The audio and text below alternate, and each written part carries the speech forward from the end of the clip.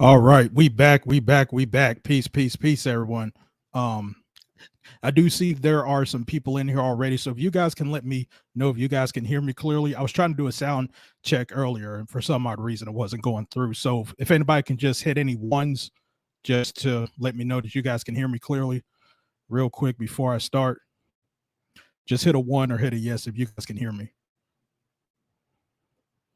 Hold on. Hello. All right, we got some ones. All right, everybody. So let's go ahead and get started. I appreciate everybody for coming in tonight on this Easter Sunday. So I appreciate you guys for taking the time here to build here. This is going to be our second Let's Build live stream. So let me just give a quick shout out to the people here. Got Conscious Energy in the building. What's going on? Got DJ Drama, Sexy Toy Lady, and we got Derm on the board. All right, so let's not waste any more time. So let's get started with this. So why are we here on this live stream tonight? We are going to talk about what improvements that we can make as content creators. And this was actually planned since last week when we had that stream about Poetik Flakko and his successes and what he could have done well and whatnot. So I kind of wanted to go a little bit step further with the criticisms that we may have given Flakko, and then we can conduct that to ourselves here. And this really helped out real well, because this week our own T Pre had a deal that, in her words, is life-changing. So this makes it even more appropriate to do a live stream like this. So I'm really looking forward to doing this here. Now, just to give you guys a background on me and why I am doing this particular one. Now, on this channel, that was the Be Accountable channel, and now LV the Snake Man. Clearly, I'm not monetized. I don't have 1,000 subs. I just reached a little bit over 600. Shout out to everybody that's been subscribing as of late. So what can qualify me to kind of speak about this and kind of talk in a way where as if I may have experience in this type of thing? And I just want to let everybody know I'm not a guru. I'm not someone that's going to give you like the magic pill or anything like that. But I do think this is a good opportunity for all of us to see if we want to reach to the next level. Let's all have a discussion about it and kind of hold ourselves accountable here. But as far as myself goes, I have been on YouTube since June of 2007. And just to show you guys a little bit of proof here, or some stats of my own, of my first ever channel back in 2007. This here is Social Blade. My username was LV5454. So yes, the name LV is nothing new at all. But this was my original name, and you could tell this was from back in the day, because back then we used a lot of numbers. So yes, my username was LV54 back in the day. And as you guys can see, I before I had to close that YouTube channel down, I had a little over 2,000 subs.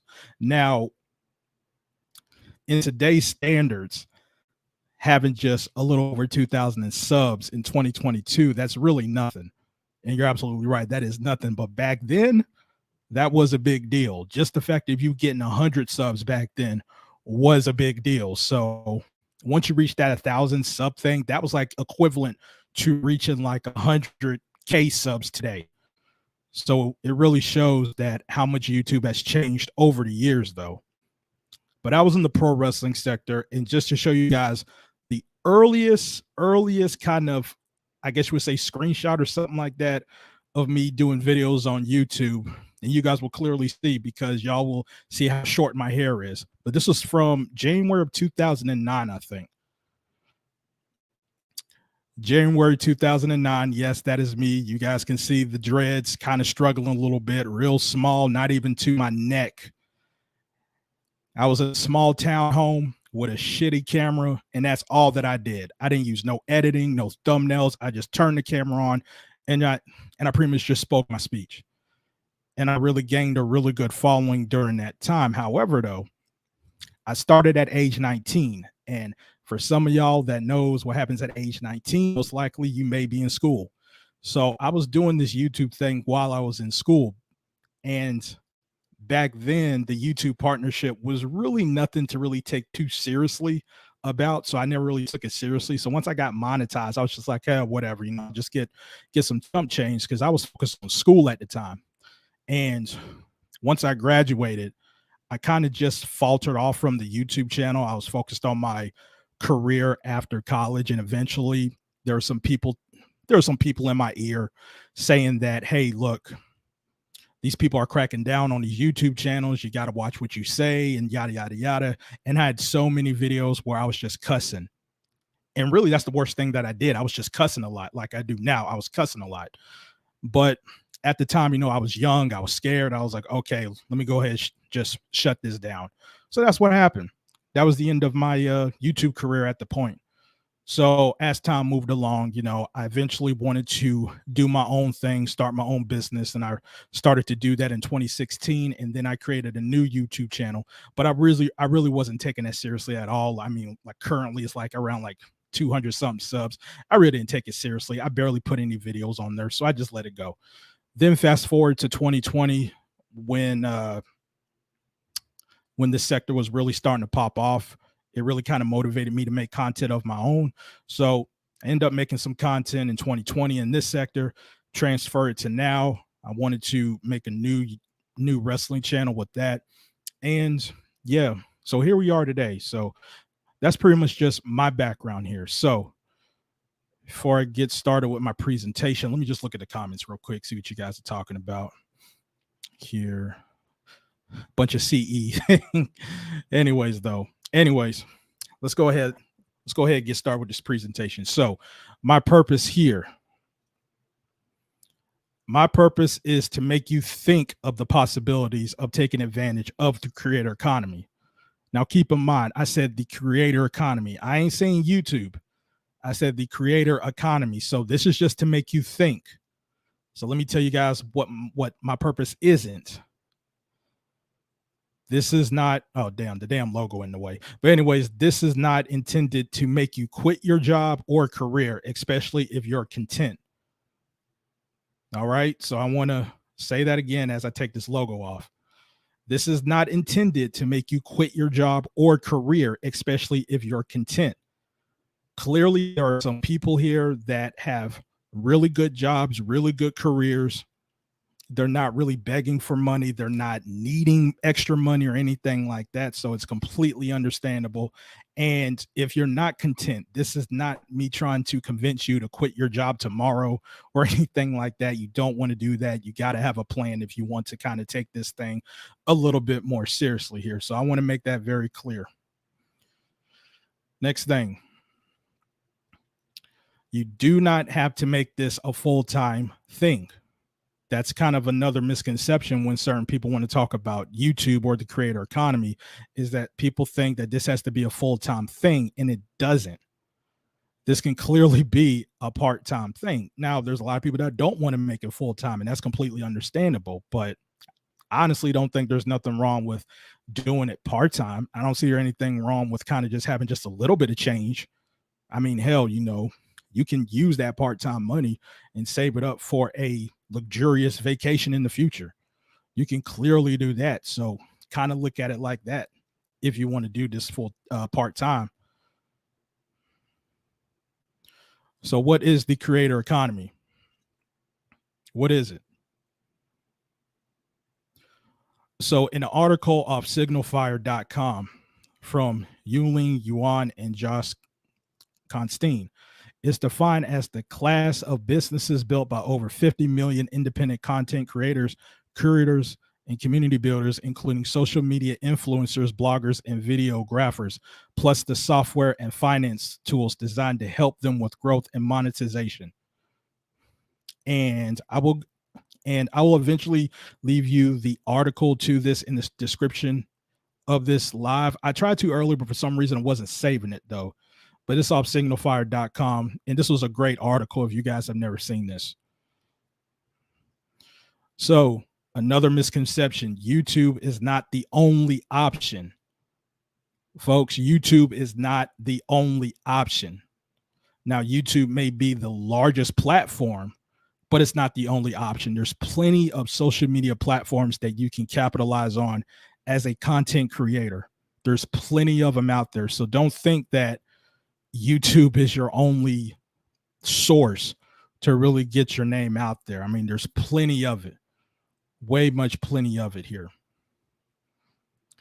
And that would also include the likes of Twitter, Facebook, OnlyFans, Sexy Toy Lady,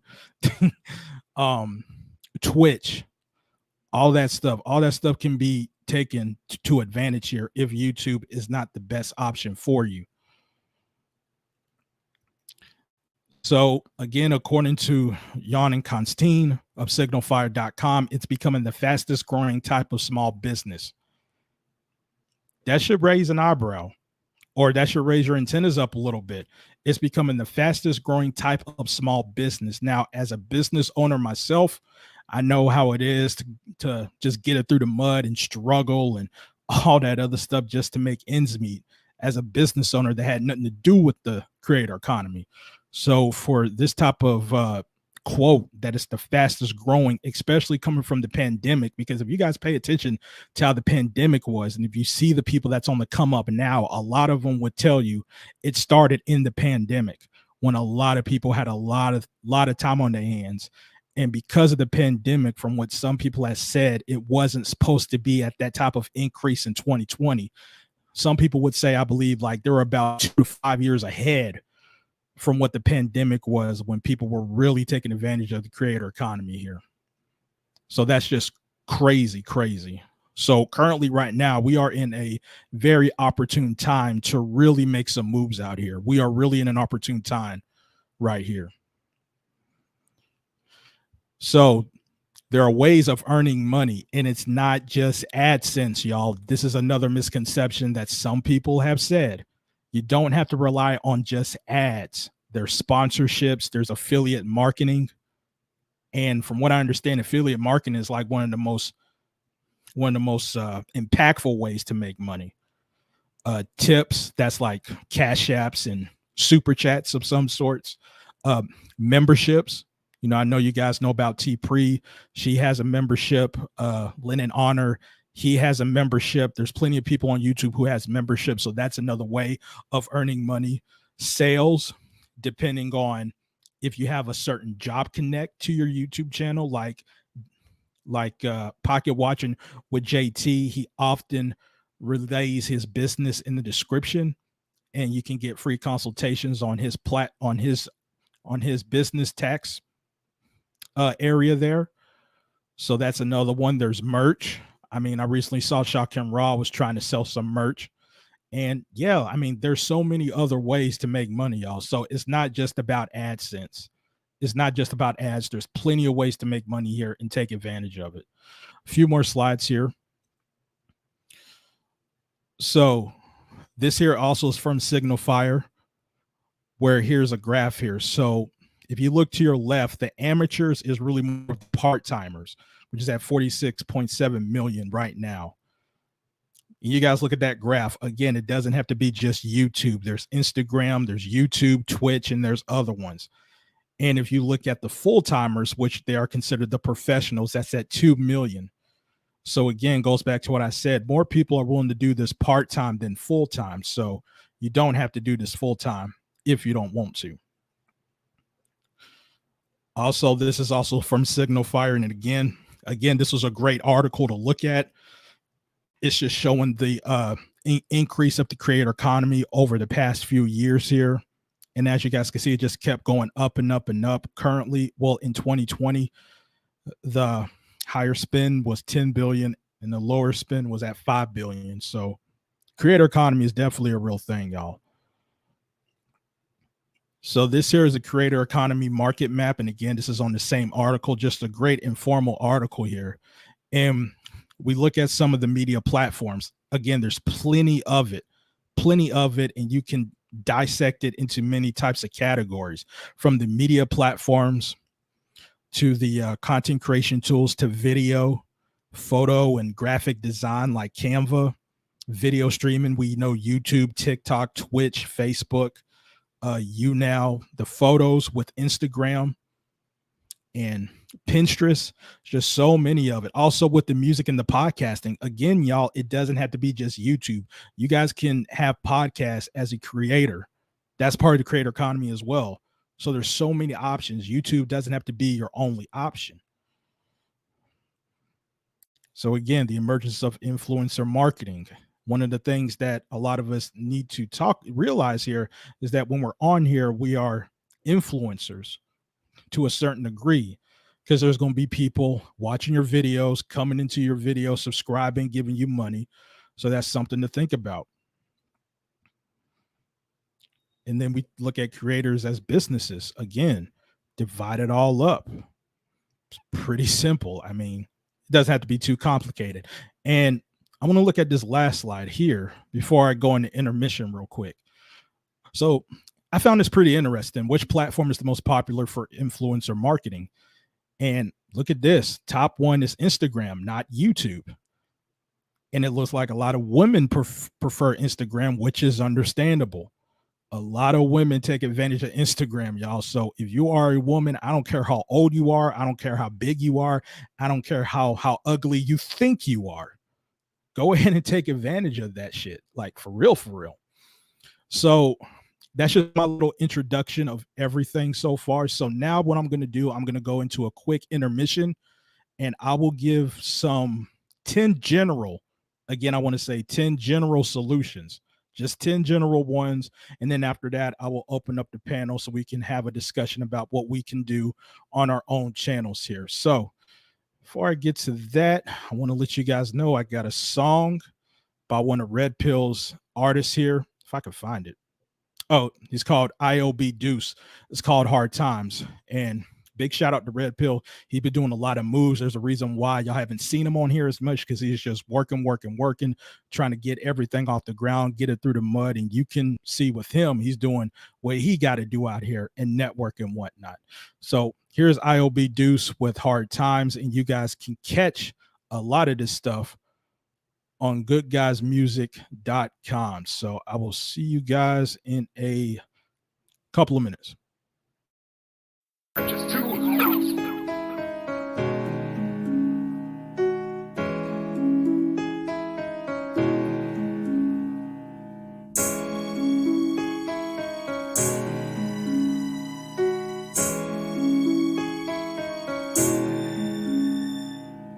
I had days when I was broke, days when I ain't have it. And all the hard times didn't make me happy. And even though my mama gone, I still feel I don't need my daddy. I spark a cap and write a song, that's my only theory. I might hit the booth, release my soul, that's the shit that helped me. And mama left me with this pain, I wish I never felt it. But everything is for a reason, God tryna test me. If you was trying to get to me, just know I got the message. Times been getting hard since mama left, I ain't had no heart. And I ain't get a call from mama yet, like heaven phone is off. A nigga really sleep, I just be in the dark. And I be talking to myself, you might not hear me talk. That's why I pop a bottle day to day, just to ease my thoughts. And your friends turn snakes, so watch your back, nigga play it smart. I had a lot of love, now the love is lost. Every day I think about my life and the shit I'm taught. It was days when I was broke, days when I ain't have it. Lost in the street, shit turned me savage. I'm mad my mama gone, shit shouldn't have happened. I'ma keep writing these songs till I'm in the cast. All the love I had, that shit gone, I threw that shit away. I ain't got no friends till this day, cause nigga friends is fake. Now I can't trust a soul, the nigga snake was smiling in my face. But I was always told, watch your friends, cause everybody hate. But I ain't wanna listen, I made friends, thought they was my niggas. And my brother been told me, pay attention, niggas looking. I told him it won't make a difference, these my niggas, and I'm rolling with them. And we been thugging out here rolling niggas. It was days when I was broke, days when I ain't have it. Lost in the street, shit turned me savage. I'm mad my mama gone, shit shouldn't have happened. I'ma keep writing these songs till I'm in the cast.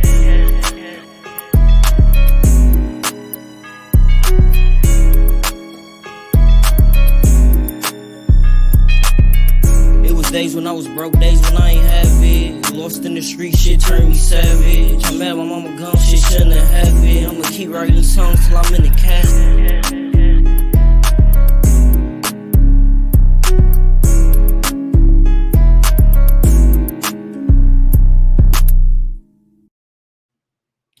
All right, we back.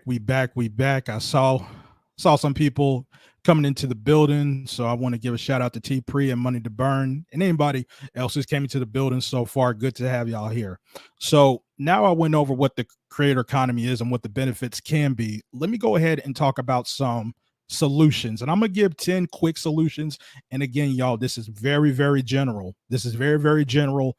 And once I open up the panel, we can dive a little bit deeper on these things. And some of this stuff came from people like Flakko and T Pre. And I will give you guys some examples with me on if you initiate that when I was in the pro wrestling sector, you guys will find out how critical it can be. So let's go over 10 general solutions. Let me take this banner off. 10 general solutions. So let's start off with number 1. Finding your niche. Y'all, this is probably one of the most critical things that we can do. This is probably maybe in some ways the biggest mistake that we make here by not finding our niche, particularly in this sector. I see some people, and this isn't trying to throw anybody under the bus, but this is just what I observe. There'll be certain content creators who would make a whole bunch of different topics that don't relate to their other videos. And sometimes us as viewers, we basically just have to pick and choose what we want to watch. And there were at times some content creators who are not in this sector anymore who would say, hey, you guys been watching my, let's say, Umar Johnson videos, but you guys don't watch any of these videos.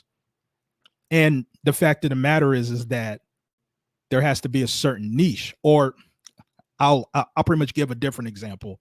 If somebody makes videos on basketball, then the next thing y'all do, y'all make videos on politics. Then the next thing y'all want to talk about hip hop stuff. Then the next thing y'all want to talk about is some bullshit or whatever the case is.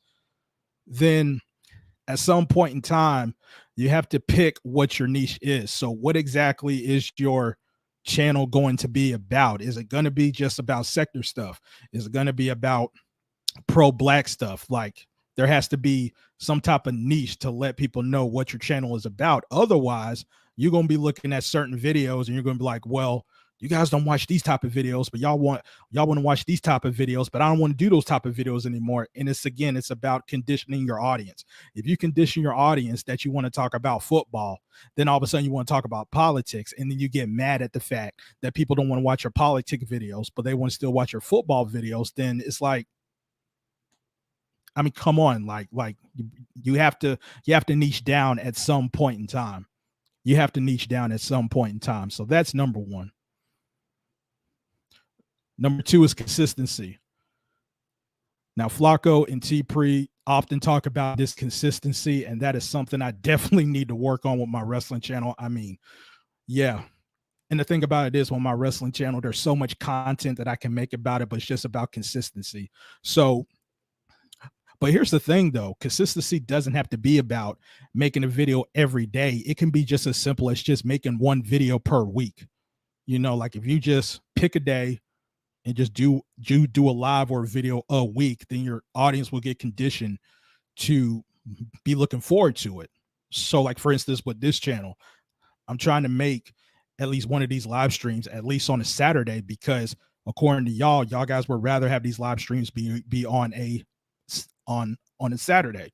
So I try to make a priority to give y'all a live stream every Saturday. So once Saturday comes, you guys would know, okay, LV's about to do a live stream today or tonight. So definitely consistency is a big solution. Just as simple as just doing one video a week. Number 3 is listening to your audience. Again, this is something T Pre talked about a lot, listening to your audience. Listening to your audience. Now, obviously, there's going to be a point in time where you want to do other things, and that's fine. But just know that there may be a possibility that your audience may not be interested in that. And if you're fine with that, then cool. But at the end of the day, you have to listen to your audience. And that's something that I had to do. Now, with me in particular, I didn't want to really do live streams on Saturdays. But again, when I did that community post, a lot of y'all wanted to be on Saturdays, and Saturdays did win the polls. So I'm like, okay, this is what y'all want on Saturdays. So I'm going to give y'all a live stream on Saturdays. So sometimes you just got to listen to your audience.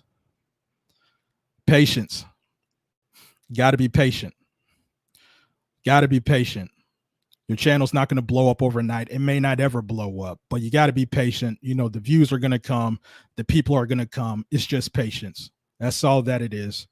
So if you keep that in mind and not have it so ingrained in your mind that, oh man, I ain't getting no subs, because that's definitely something that I got to learn again with my wrestling channel. So yes, patience is definitely something. Realistic expectations. This kind of goes back to the patience thing. You know, you can't expect to get like 1 million subs. A lot of people may not ever get 1 million subs or close to that. So you got to be realistic. You got to understand also what you're talking about, the niche. Like, so for instance, with me, I know with this sector, it's not going to be something where I may make a whole bunch of money, because this is a very small sector. So that's an expectation, a realistic expectation. So I'm not expecting to get 1 million subs talking about us. No offense to anybody that may be offended by that, but again, realistic expectations is definitely something to look at. We're getting there, y'all. We're almost done. Work with what you have. Work with what you have. So this means that you don't have to really go out your way to get expensive equipment. You don't have to get like $1,000 camera. You don't have to get a bunch of expensive lights or whatever the case is. You know, if you basically work with what you have, that's just enough. The only thing you really need is just a phone. Well, that's the least that you can get as a phone. If you at least have a phone or at least have a laptop, then you good to go. And then that would lead into my next thing. Invest. So once you think that you want to upgrade stuff, then go ahead and invest.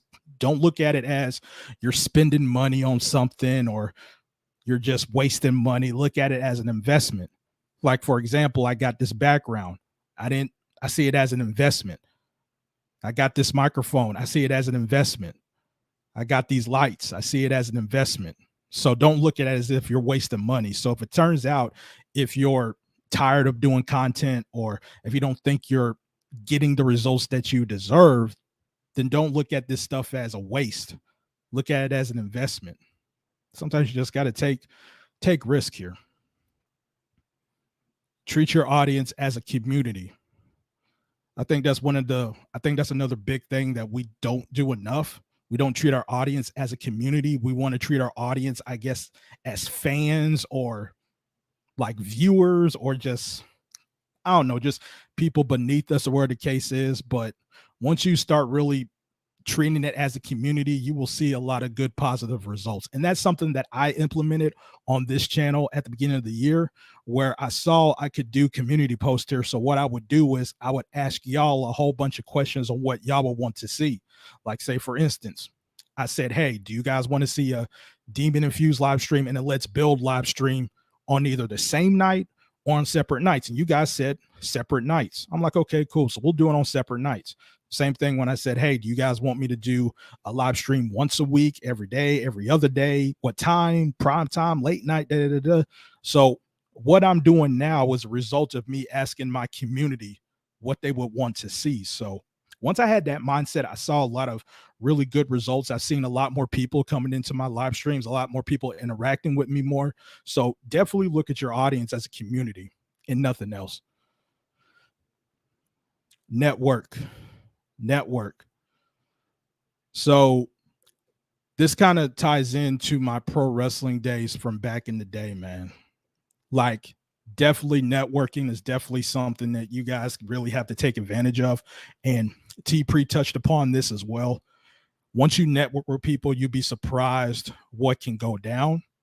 And I want to show you guys a great example of this. And the picture I'm about to show now, you know, it's not like I'm showing people's faces to the public that people don't know. And just to let y'all know, this picture is a bunch of pro wrestling content creators, and I'm in this picture as well. So this here was back in, I want to say 2014. This was in New Orleans at the Mercedes-Benz Superdome. It's at WrestleMania 30, I want to say. But all of it there, those are all content creators of the pro wrestling sector from back then. And we've been doing that for a long time. We do a lot of networking, a lot of working together, meeting up, traveling. I mean, there were times where we traveled places like California, New Orleans, Atlanta.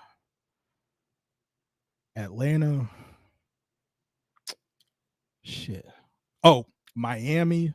I mean, we just traveled all over to WrestleManias, to Ring of Honor shows, just meeting up and just working together on our channels.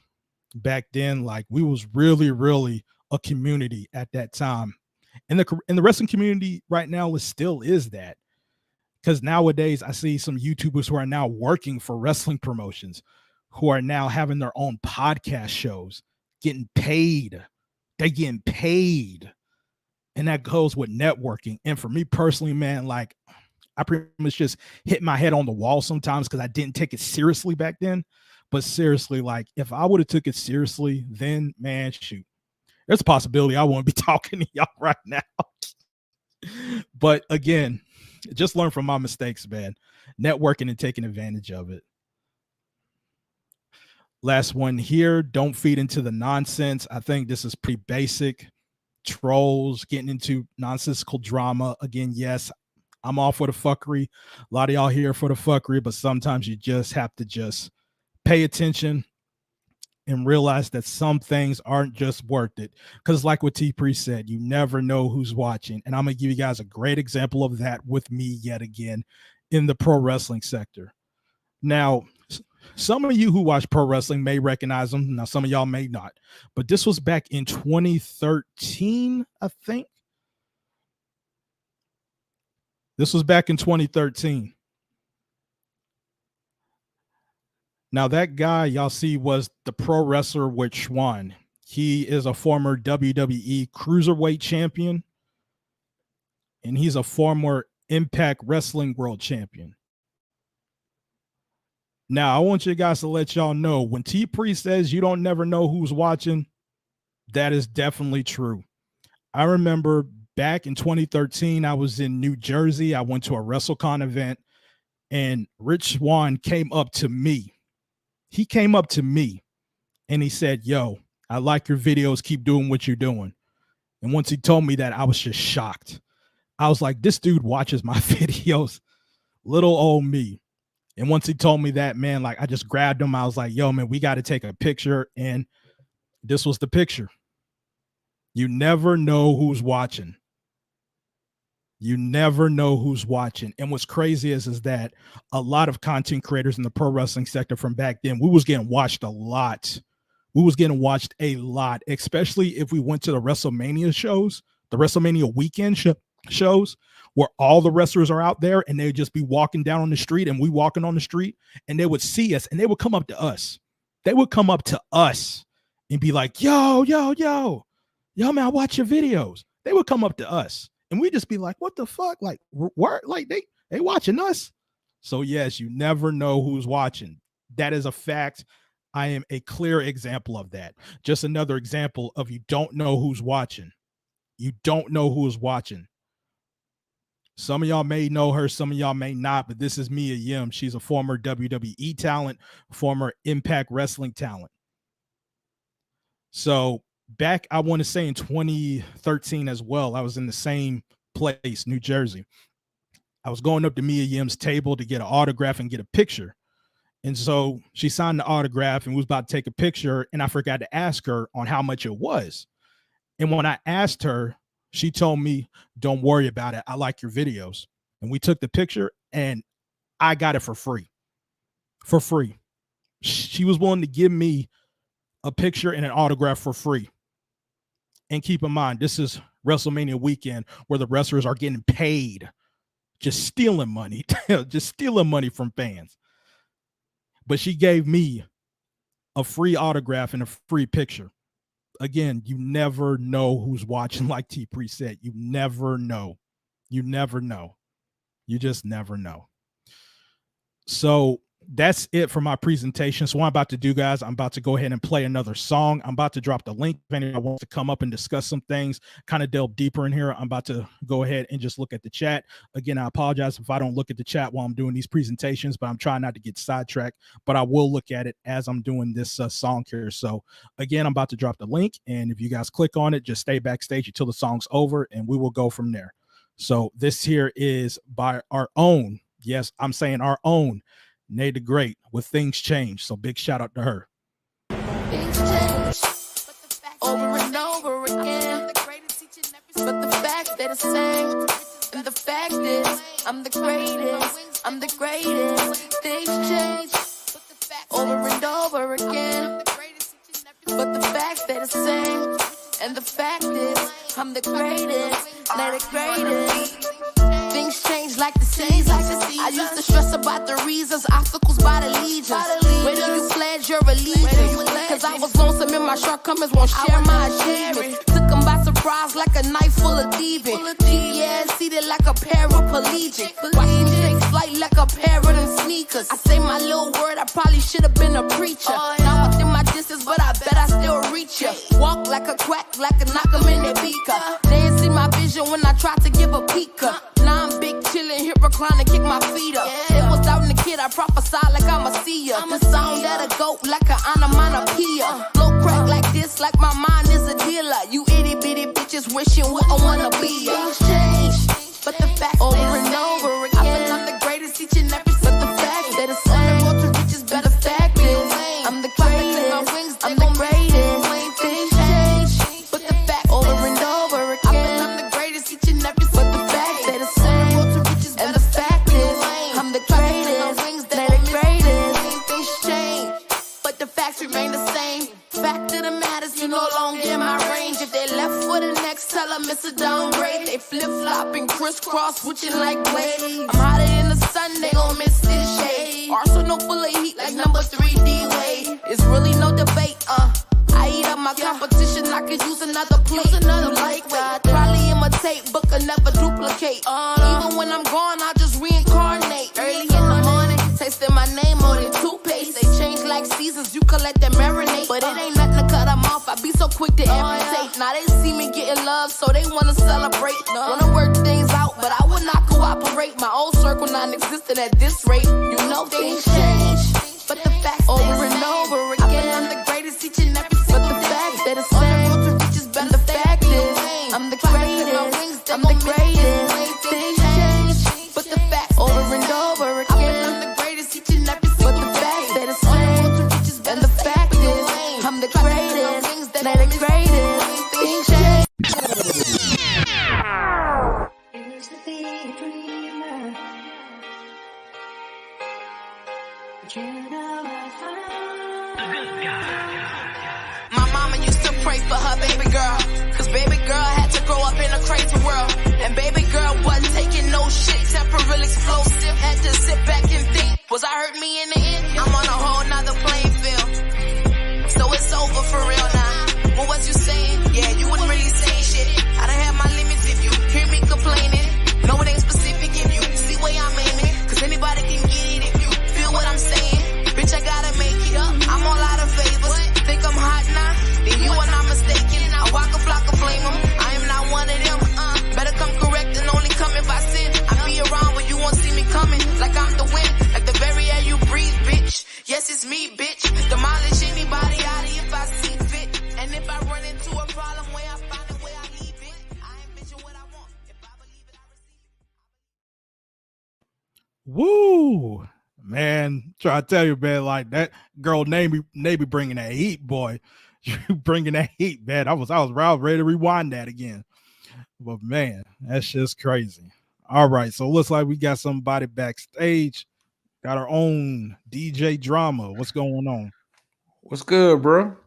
And chilling, bro. Man, we building out here. Yeah, we building right now. We're building. I'm here to soak up the game. Awesome presentation. A lot to take from it. A lot I'm incorporating in what I'm trying to do. So loving it, loving it, loving it, loving it. Right. So like you know what? I'm actually glad you up here, Drama, because I heard you in your live earlier that you really don't have aspirations, I guess you would say, to get monetized. Now, now, is that really the case, or is it more of just okay, if it happens, it happens, or? Yeah. I mean, if it happens, who's gonna turn down money to talk? But like I'm not going into it with no chasing the check kind of mindset. Just I want to do my own little show. If it pop off to where I'm getting paid and getting money, and I'm all for it. But I'm not gonna, quit my job. Yeah, right. Because like I said earlier, I think that's kind of a misconception for a lot of people that like you don't have to quit. I mean, like with T Pre, I mean she pretty much made it clear that she still has her full-time job, but she's still gonna pursue her aspirations. And for some people, especially if you're in a good position with your job or your career, it really wouldn't make sense to quit even if you did have a deal. So it's kind of like, okay, I got this gig with the community stuff or the creator stuff, but clearly this job is stable. I'm gonna stay right here just in case this creator stuff don't work out. You get what I'm saying? Because from what I understand, being a content creator full time is not stable. I mean, it's gonna fluctuate. I mean, you may have a real good month. For one good month, you may have that viral video. And then the next month is basically back to basics. So yeah, like I definitely get what you're saying though. Yeah, I'm not gonna, like I said, I ain't gonna turn down no money, but I got bills and shit, and I got mortgages to pay for. You know what I'm saying? So hey, I'm gonna peace and love, peace and love, peace and love. This nigga. Yeah, I feel you. Yo, Mikey, what's going on?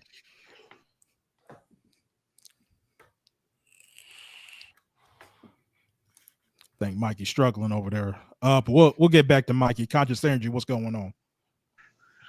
Brother, be accountable. Peace and love. This is Conscious Energy, speaking to you with the spectacular vernacular, doing it all legal so I can fly like an eagle. Brother, be accountable. I'm sending you tons of good energy. Take that, take that, take that. On this beautiful Saturday, we just, woo, breathing in that good air. Brother, be accountable, man. What's popping, man? There's a whole lot going on in the sector, bro. I want to say this real quick.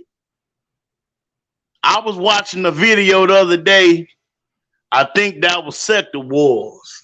And they uploaded a video of a couple people in the sector throwing money on a big old woman. We all saw the video, man. Now. Hold on, Conscious Energy. Go ahead, brother.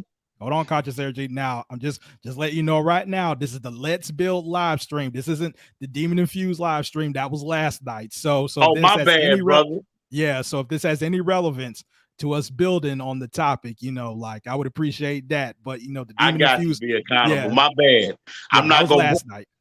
I'm not gonna bring up them throwing money on that big booty woman. You're right about that. We're gonna be positive, man. So, I just wanted to say peace and love. You know what I'm saying? Everything good, man. Go ahead, brother. Right. Hey, Mikey, you still there? Yeah, I guess Mikey ain't. He probably playing with that cat. But I'm going to ask you a question, Conscious Energy. Now you've been having your channel up for a while and you're monetized. Right. Now, like, do you have any future plans with your channel, or do you think there's any improvements that you can make with your channel to, I guess you would say, get to the next level, or possibly get some sponsorships where the case is? Like, do you have any suggestions for your own channel? Well, let's see. I've been monetized now for about a year. Like you were saying about, reaching 1 million subscribers or reaching 100,000. You know, some people would never do that. Some people don't have aspirations to do that. I have big aspirations, brother. Be accountable, and you know, I'm grateful with the people who I have as subscribers. And but it's a hard game, brother. Be accountable. It's a hard game, and it's a tough road. This social media business, because people's minds and emotions change like the wind. One day they can love you. The next day you can be involved in a kerfuffle. Then then people don't love you. And what I learned about social media is you have to be authentic as you can. You have to be yourself, because you can fake. You ever heard that old quote, be accountable, fake it till you make it? Oh yeah. You know, fake it till you make it. And faking it till you make it only gonna last so long in YouTube, because people gonna talk about your every little thing, how you had your hair, what shirt you had on, was your necklace dirty. People just pick any little small thing, and whenever there's controversy, or whenever there's some drama in the sector, people will take a 1 minute, 2 minute snippet of a video and go make a whole video. And so, man, what I learned, man, I just don't put a whole lot of emphasis in subscribers. I don't put a whole lot of emphasis in trending or trying to be number one. I just try to, do what I can in my own little personal portion of the sector, and just try to enjoy yourself. Because one thing about it, brother, be accountable. If you enjoy what you do, it's really not work. Work is doing something that you hate, doing something that you may be making money, you may be able to pay your bills, but you really don't love it. And I really have a love for YouTube and social media, so I think they got a whole lot to do with it, brother. Be accountable. I'll give you the floor. All right, man. Before I get to speak easy, I think you hit on a very great point, Conscious Energy, and that's not focusing on the subscriber count. Because, folks, I'm pretty much going to tell y'all right now, the subscriber count does not matter that much anymore. It actually hasn't. Now, back then, when I was around in 07, it was. But as time moved on, you would notice people would have like 90,000 subs. And for some odd reason, they would have about 3,000 views. And some people will think you're buying subs. Now, sometimes that may be the case, but in most cases, basically how the YouTube system is now, and trust me, y'all, it is so shitty. The how YouTube structures they stuff from the subscriptions and all that, it's just so shitty, where you really have to pay attention who's live or who uploaded the video. Now, back then, the first thing you will see when you open up YouTube is the subscription, and you have all the people you subscribe to just lined up, and you click it. Nowadays, man, like it's just shitty, man, just real shitty. But I'm gonna go ahead and speak easy. What's going on? Oh, nothing, man. I think like to add to the conversation, like CE was just saying, authenticity is premium. You know what I'm saying? So you can copy what somebody do and put a twist on it, but when you got something new and hot, that can blow you up. And sometimes it could be something very simple, not something you had to brainstorm on. It could be something as simple as you that'll blow, and you just got to put it out there and keep watering the seed, and eventually you'll reap a harvest if you got it like that. But just wanting to blow up on YouTube is not going to happen just because you want it to. You got to have that something, because this is an entertainment platform. So we call ourselves content creators. You have to be creative in what you do. What say you? Right, man. Like, exactly. Like, I think authenticity is one of the best pieces of advice that you can give to anybody that's out here creating content. Because if you're trying to be somebody that you're not, I mean, unless it's for comedy purposes or where the case is, or if you're trying to get like an acting gig or something like that. But as far as you not being authentic, pretty soon your viewers are going to see it for what it is. and pretty much you gonna be hitting rock bottom. And what I find though, when it comes to not worrying about the subs or not even the views, what I found was the videos or the lives that you really don't have that much expectations for, they sometimes end up being your best. Yep. And That's I would heavy. Right, because this ain't this ain't really related to YouTube, but I'm talking about with Twitter. Now, I'm on Twitter. I talk about pro wrestling stuff a lot. And bro, there be times where I try to make a funny joke or something like that, and I'm thinking that tweet gonna blow up. Like, man, I would get nothing. But bro, I would put down the most simplest shit. And I don't know what it is about Twitter's algorithm, but there be times, bro, I would get like over 1,000 favorites. I would get all these fucking followers out of nowhere. And it, you know, like, and it would be just something as simple as that.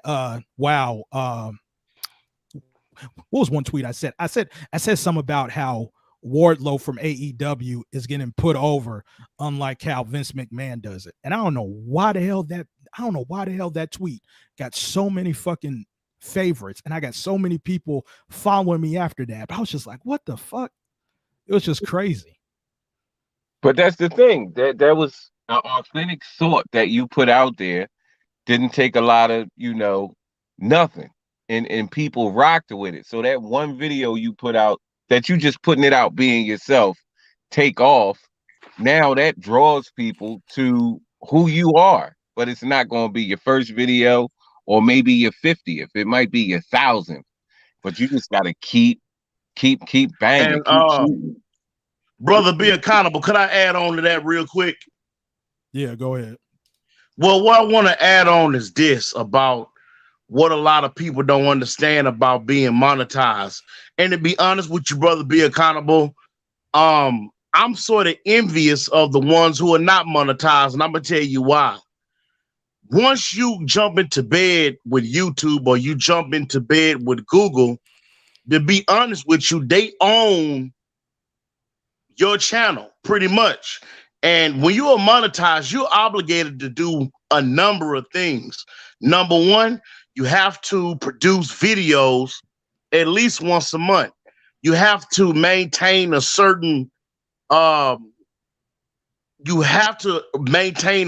level of interaction with the people you subscribe to, and you're at the mercy of AdSense. I mean, if you wake up one morning and man, you blessed with 10,000, 20,000 subscribers, you also have to entertain those new subscribers coming in. So I think a lot of people, man, who get into the YouTube game, who think, okay, well, boom, I'm gonna get 1,000 subscribers, it's gonna pop off, it's gonna blow, but they don't understand the work that goes into it. Not to mention when you're dealing with the business behind YouTube. I'm talking about the copyright strikes. I'm talking about when you gotta file motions because you use this little part that belonged to somebody, or you use a thumbnail that involved somebody else. So there's so much business that goes on behind it, and then you're at the mercy of the subscribers and the YouTubers, because people can strike videos, they can complain. And, you got these people who ain't got no content, be accountable. These people been on YouTube for 7-8 years, ain't uploaded one video. But they want to come to your channel and tell you what you need to be doing, what you need to be uploading. And I just want to tell y'all, if you are thinking about getting in the YouTube business, if you don't have tough skin, let me say it again. If you don't have tough skin, or if you are highly emotional, if you are not prone to criticism, YouTube is not for you, because YouTube was created for people to criticize your videos. That's why it's called YouTube. So I just wanted people to know, if you are thinking about, trying to, have YouTube as an extra income mechanism, understand what comes with this game. Just like in the dope game, certain things come along with it. Instagram, TikTok. If you want to be a rapper, you know, there's different scenarios for everybody. But I just want people to know, man, that it's not easy being a content creator, man. Even when Be Accountable was doing the debates last year, and he had all those flood of people come in, all these new people come in that wasn't a part of the sector. They came to look at the debates. And honestly, our channels rise and fall from the subscribers and the people supporting us. Go ahead, brother, Be Accountable. Right, I feel you. I feel you. I kind of want to switch gears since Speak Easy is on here now. With Drama, when I asked him about being monetized, he said, "Hey, you know, like if it comes, it comes." Conscious Energy, he's already monetized. Now, Speak, I know you've been asked this question a bunch of times about, do you kind of want to take your channel further? And you've given this answer before, though, but just for the people that don't know, could you give that answer on why you're not, I guess would say, taking it more seriously, I guess, for lack of a better term, when it comes to your channel? Can you give that answer? I mean, I got my other channel got 1,000 subs on it, and I left it to come here because my desire wasn't to be a YouTuber. Like, if you want to be a YouTuber, you got to have the desire, the passion, and the time. I don't have none of that. Like, I have fun doing the tracks and the skits and all of that, but I get bored too easily. And being creative, it takes a lot of energy from you because you're giving yourself to it. And I don't have myself to give to YouTube because I'm doing so much other things and just enjoying life. Like, I'm just here to chill and kick it. If I want to build, I can go to my old channel and just start putting shit out over there, but it's not a desire of mine, BA. I just have no desire to be a YouTube anything besides bullshitting. Right, I feel you. I feel you. And so with that being said, Speak, if it turns out for some crazy reason somebody like stumbles upon your channel and they see kind of the songs and the skits that you did and kind of seeing how witty and funny you are, and somebody reaches out to you and be like, "Hey, look, I like what you're doing. I kind of want to work with you a little bit," and where the case is, would you consider doing that? Oh yeah, well, money is the great motivator, but I can't put a YouTube channel above what I'm doing with the kids because that requires time. And like I said, when you creative, you don't just put anything out. You got to brainstorm it, you got to think, you got to craft it, and then present to the public your creation. And that takes a lot. You know what I mean? When you know, creative and a stickler for what it is that you do well. But if they did, yeah, but I would rather hand it to somebody else. Like, all right, well, I can give, you know, my design of how I would do it to somebody else and let them eat off it, because I'll walk away from this at a moment's notice if we got a game. I'm not taking your call. I'm at the game. Sorry. You know? So it's your desire, though. If it's in you to do it, then yeah, but unless you offering me a substantial amount of bread that can stop me from working, nah, I'm good at what I'm cool where I'm at. I feel you. I feel you. Now, I do want to switch gears to Conscious Energy, and if Mike's still not playing with that cat, or if Verl is getting at him, where the case is, I want to ask y'all two questions. Go ahead, brother. So there was a comment earlier that T Pre made while you was talking Conscious Energy, and she said you have to expand beyond YouTube, and I think that's very, very truthful in a lot of ways. So to you, Conscious Energy, with you and your thoughts on YouTube and how the YouTube game is and how you're not really fond of some of the things that they do, have you ever considered going beyond YouTube or outside of YouTube? I've already done that. I have a TikTok that I currently have a few thousand subscribers. I'm on Instagram. I'm on Twitter. So, but see, keep in mind, brother, be accountable that these other platforms, TikTok, which you can they're letting people monetize now.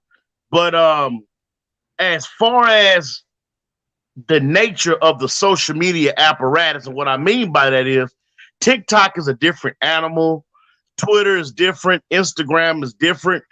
And to me, YouTube probably has more influence than the rest of these other social media platforms, only because YouTube has been around for a long time. Most people still don't have TikTok accounts. Most people really don't surf Instagram and Twitter like that. Most people, are on YouTube.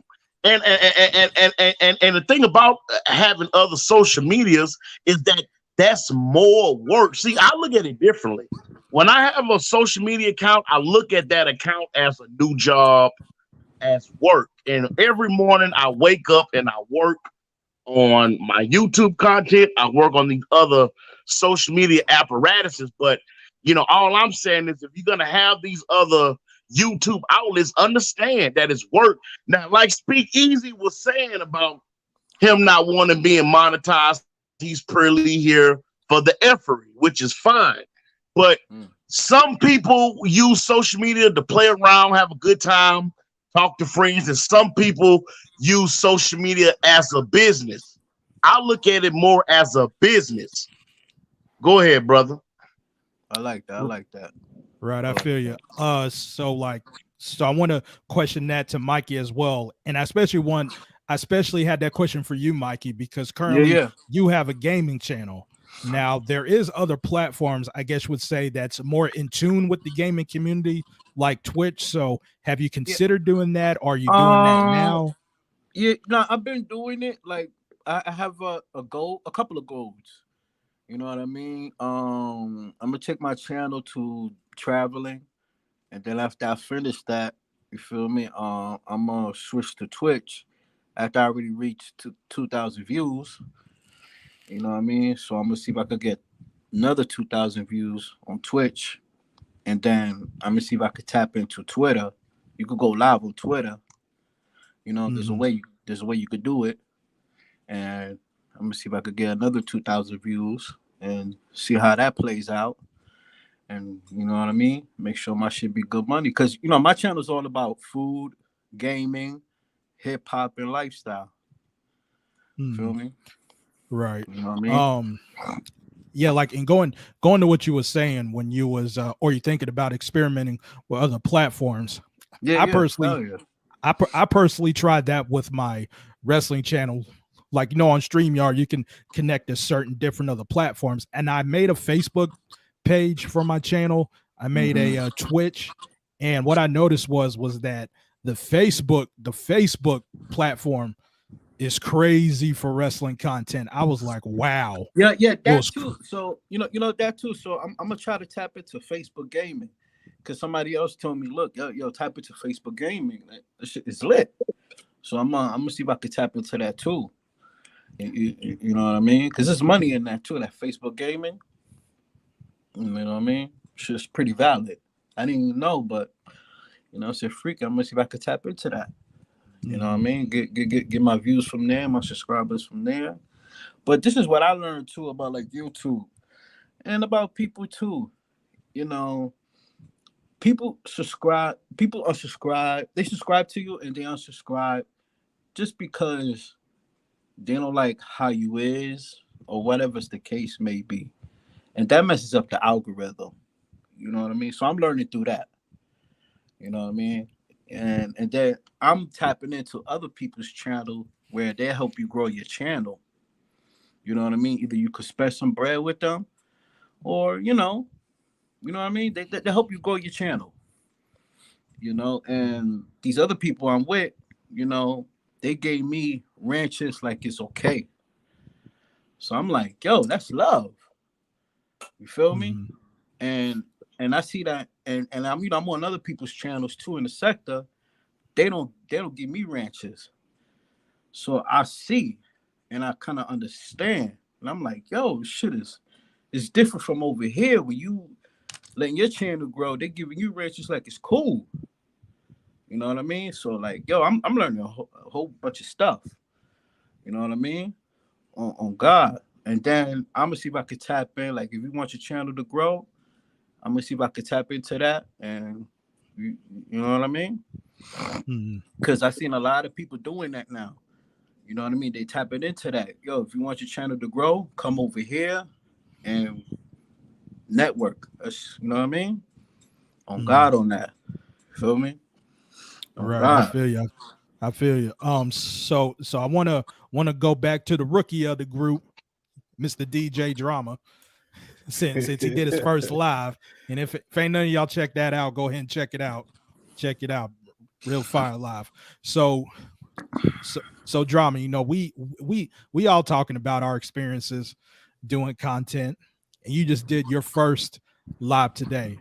So if there's any critiques or anything that you think you can work on, what would it be? All of it, honestly.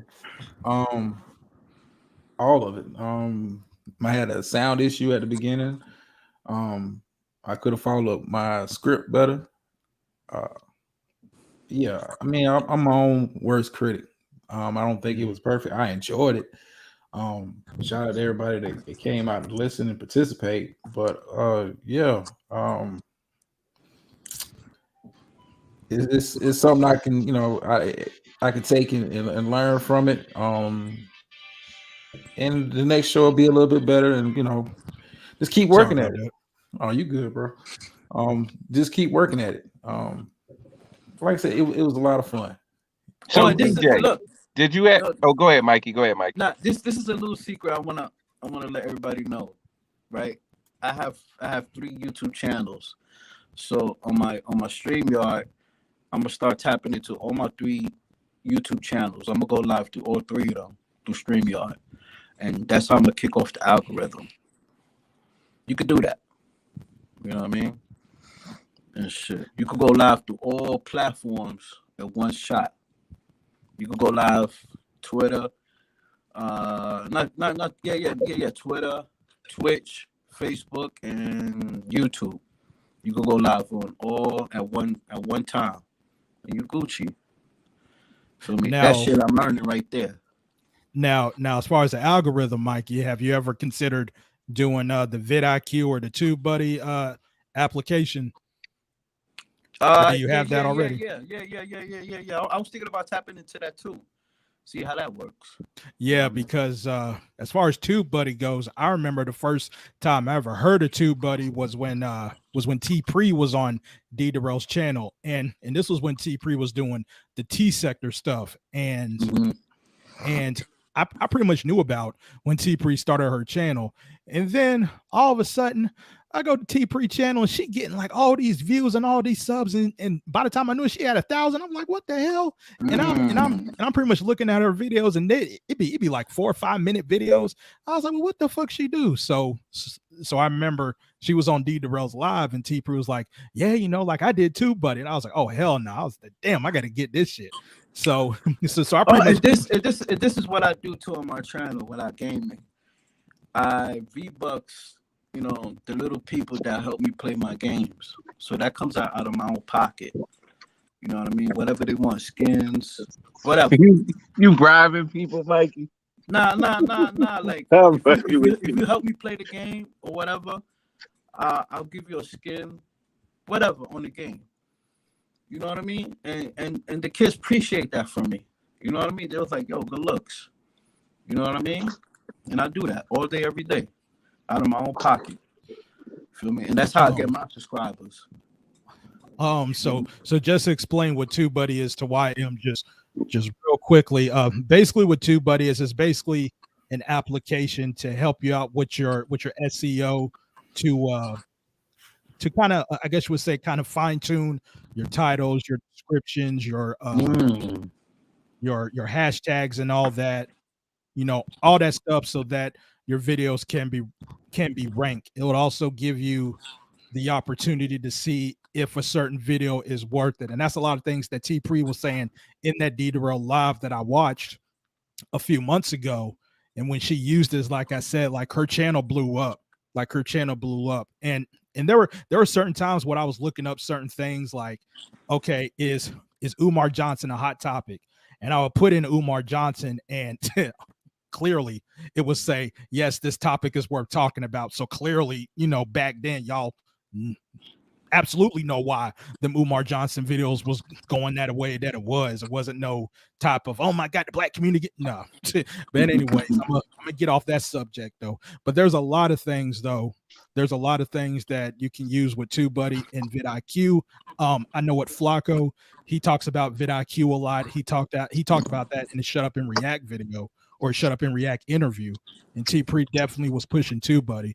So I would definitely at least give it a shot. I mean, I know Riz Lyricist has some opinions about that, but again, I would say at least try it for a month, see how it is. I think the cheapest one for TubeBuddy is like $4. I want to say. I think they give you a discount. Yeah, but definitely. Yeah, but definitely. And this and I watch what's his name? Damn, I forgot his name, but I watch a lot of StreamYard on YouTube, how to navigate through your StreamYard, and they tell you how to do it, what to do, all that stuff. You know what I mean?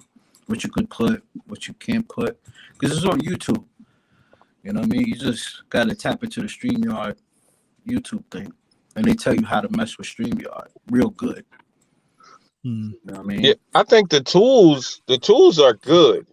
Like they'll get you traffic, but the key is maintaining that traffic once they there. Like you can have all of the tools in your shop to fix all of the high-end cars, but if ain't nobody bringing no cars there, if they not coming back, then that's a problem. So they can help you hit up a couple videos like boom, boom, boom. You done hit, 10,000, but the key is keeping them coming back.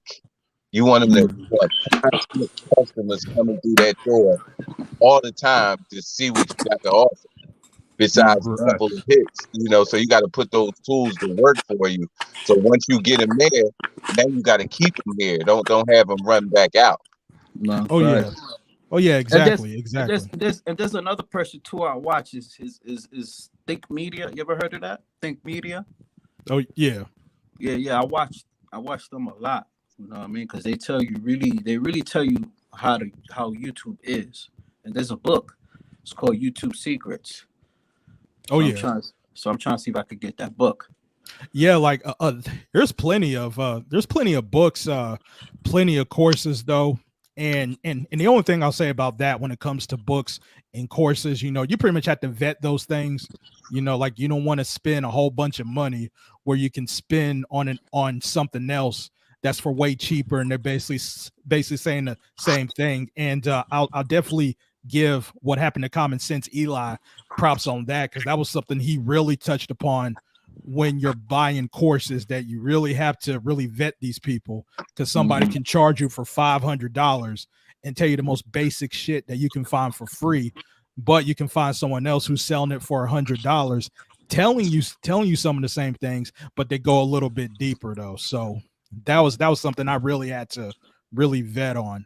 But before I go to anybody else, I need for all of us to bow down to the king. Nah, I'm playing. We got Poetik Flakko in the building. What's going on? Yo, listen, man. Best way to develop as a content creator, man, is one, making fucking content, right? So like let's assume you feel me, like you're not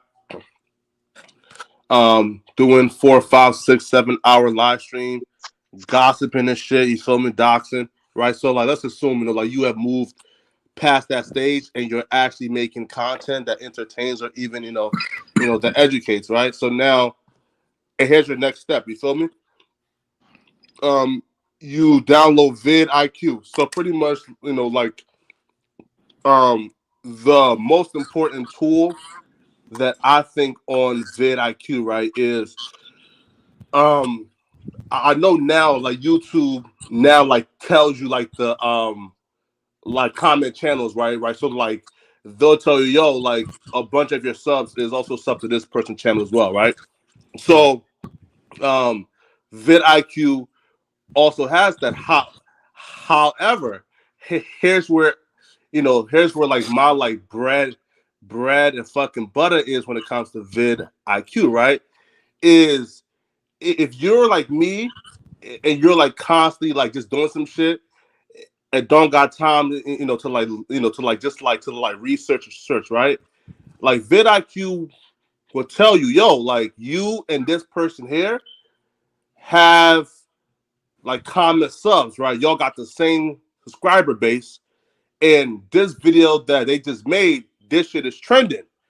That's your cue to say, okay, if me and this person share like similar subs, and they just made this video on this, and a bunch of my subscribers is engaging with that content and fucking with it, I should probably make a video on that subject too. Now, I do breaking news content, so that's a tad bit different, right? But I'm sure something right like for wrestling content, for gaming content, right? There's always going to be a particular topic or video that your audience will gravitate towards, but you wouldn't know that without vidIQ and that tool. Right, exactly. Now, Flock, now I've always wanted to ask you this, and I think a lot of people can relate to this, and it comes with time.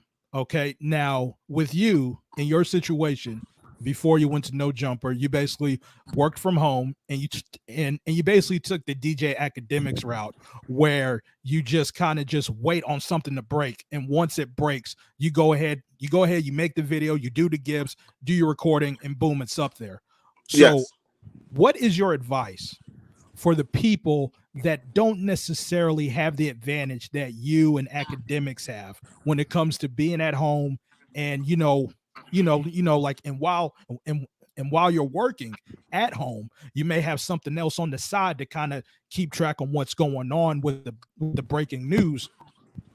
The question I have is, what is your advice for the people that want to make a lot of content, like 3 to 5 videos a day, talking about stuff at a particular time? What is your advice for those people that don't have the time? They may be in their office. Like for me, myself, I'm pretty much driving all day, with my business. What's your advice for those people? Right. So like, here's my biggest advice. So the minute they say they don't have time, that's bullshit. You feel me, right? You definitely and have the time, right? Meaning like you go to work for 8 hours a day, right? So meaning you can definitely wake up a tad bit earlier, you feel me, right? Bump out like 1 or 2 videos, right? And then like come home again, like, if you're trying to treat YouTube as a part-time shit, as a part-time hobby, right, that you someone like care about today, and then tomorrow you like don't really like care about it, then it's not gonna work for you, right? So again, like, so if you work, let's say, at your job or office for, let's say, 8-12 hours, cool, you still got 12 more hours, right? Meaning you come home and sacrifice, right? If that means going to bed a tad bit later, waking up a tad bit earlier, bro, but like you really have to treat this shit as like this is like my meal ticket out. Or if it's a hobby, then treat it as a hobby, right? But like, if you don't love doing this shit, bro, like either like you make like some extreme sacrifices because bro, is gonna pay off, right? But as soon as they say I don't got time, that's just an excuse, right? Because yes, you do. You work for 8 to 12 hours a day. You still have 12 more hours, right? So sleep for 5 hours and spend like 4 hours, making videos. Right. So with that, I'm gonna ask you one more question. I'm gonna go to make a change.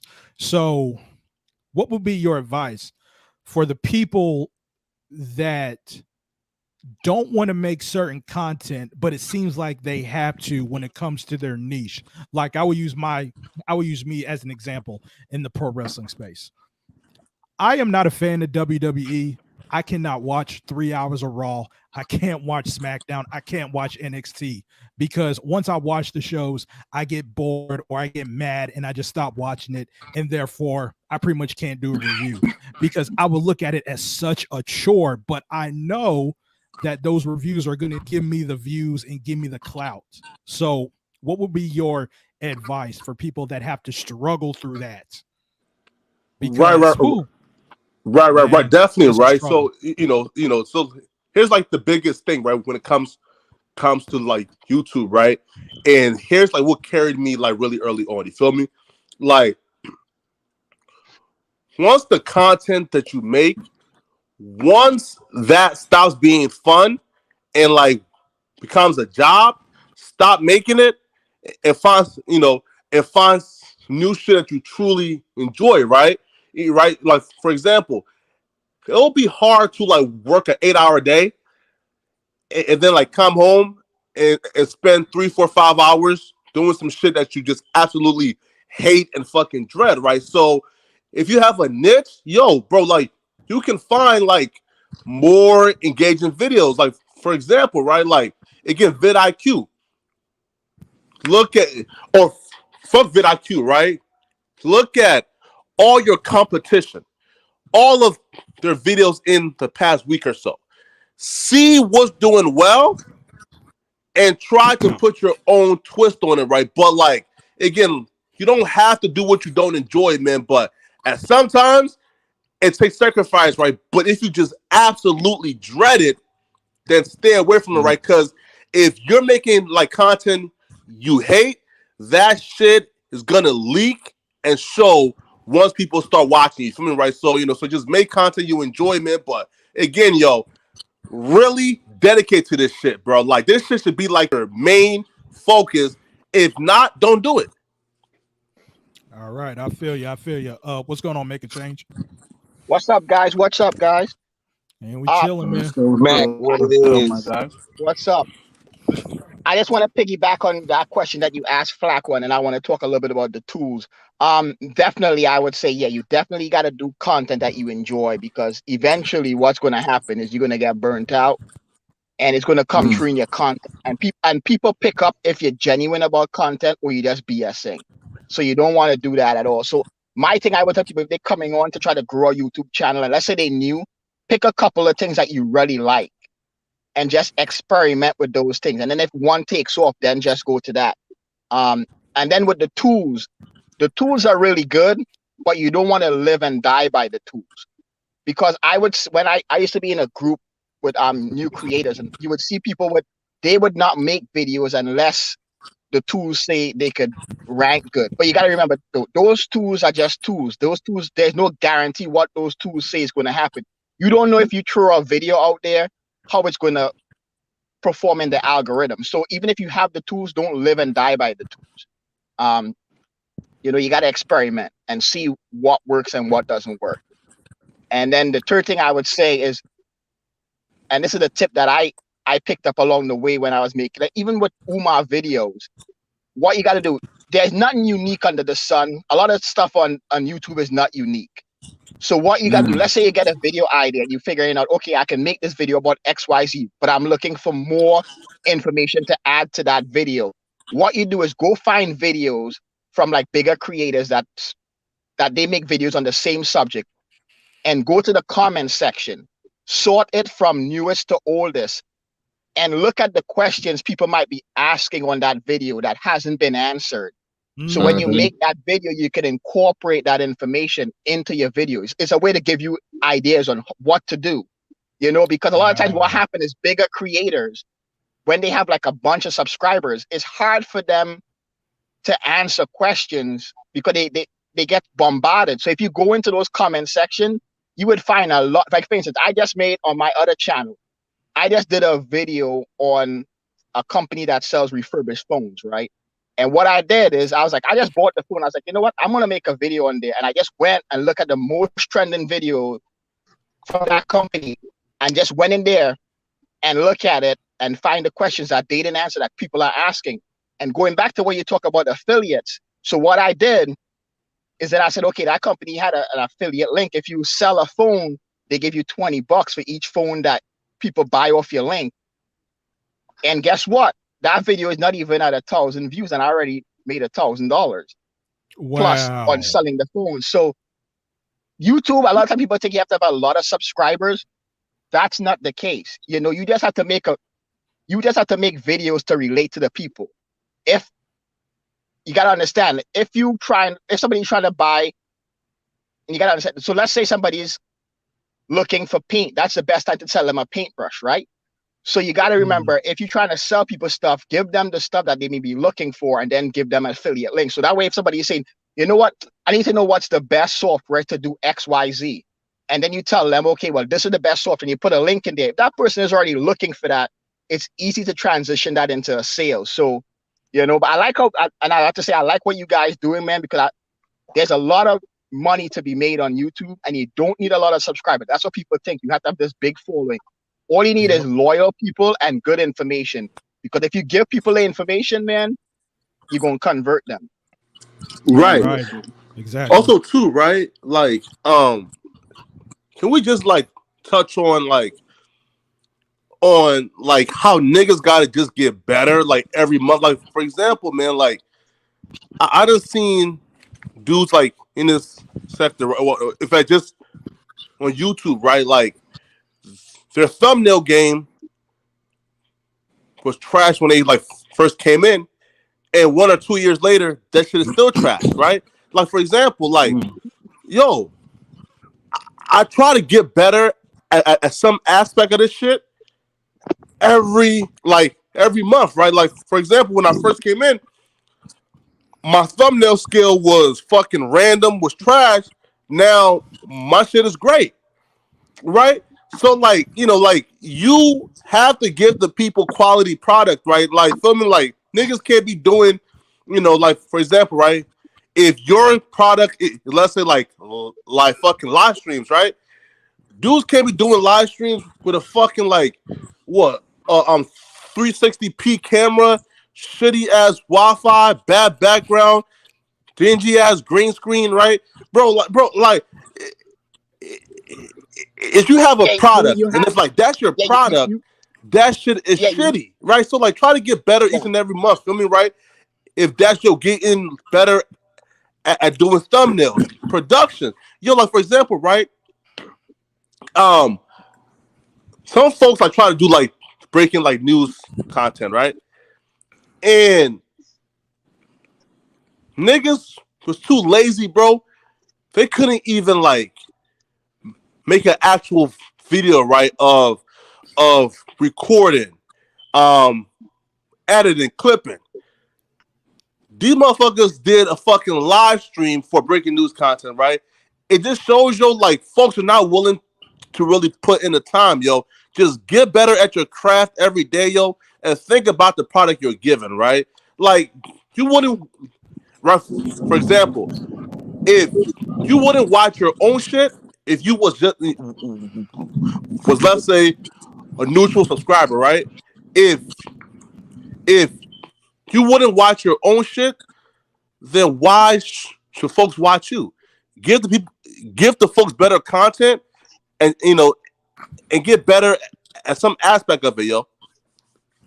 Yeah, you got, and the thing is though, YouTube, the barrier of entry is low. You can do content right off your phone. But what you always want to try to do is to strive to better as you go on, you know, because you really don't need to have expensive equipment, you know, but you have to make sure you put some time and effort in your content. And the thing is, you got to understand, all content is not created equal. You know, like for instance, okay, Flakko, you do like the news stuff, like the hip hop stuff. Yeah. That has you see, one of the things with that is you already dealing with, okay, let's say you talk about celebrity. So the way you may get traction with that is probably not going to be the same way you're going to get traction with an educational channel. So what you got to realize with YouTube is not all content is created equal. So your strategy that you may use to gain traction with one genre or one niche is not the same. And the speed that one niche may take off is not the same with another niche. So you got to remember that too. You can't paint everything on YouTube with one brush. Facts. You know, because okay, if I'm dealing with hip hop news, I'm going to be able to get into the algorithm because that's going to be more entertainment, more shareable content. People are looking for that. So now I just have to try to be the better person out of all the people. Versus if I'm doing information on a piece of change. Yeah, go ahead. Man, I want to ask you a question to make a change. Because one thing about it, I mean, we may disagree. You may have said some slanderous things about me, but that's okay. We're gonna leave that in the past. But one thing I respect about you, brother Mac, is that you have several thousand subscribers, and you don't get to that level unless you putting out content that people like. So, I mean, I guess what I'm saying is, has YouTube almost programmed us to beef with each other because it makes money? It fluctuates the algorithm, and Well, I don't. of course, go ahead, Well, I brother. don't think YouTube programs anybody to do anything, and I don't think just making a beef video doesn't make you successful on YouTube. Yeah, Because you can look at hell nah. thousands of No, videos. what I'm saying is make a change. Okay, sort of like the Dr. Umar Johnson videos. At one point everybody was doing. Yeah, but Dr. hold on. Videos. Let me hold you on that. There was a bunch of people making Umar videos, but a lot of their channels never took off. Why is that? Because some of them just wasn't interesting, or it probably wasn't right. funny, So that's what I'm saying. So that's what I'm saying. It doesn't matter what content you're making, you have to study the niche and figure out, okay, because like I said, there's a lot of stuff on YouTube that is not unique.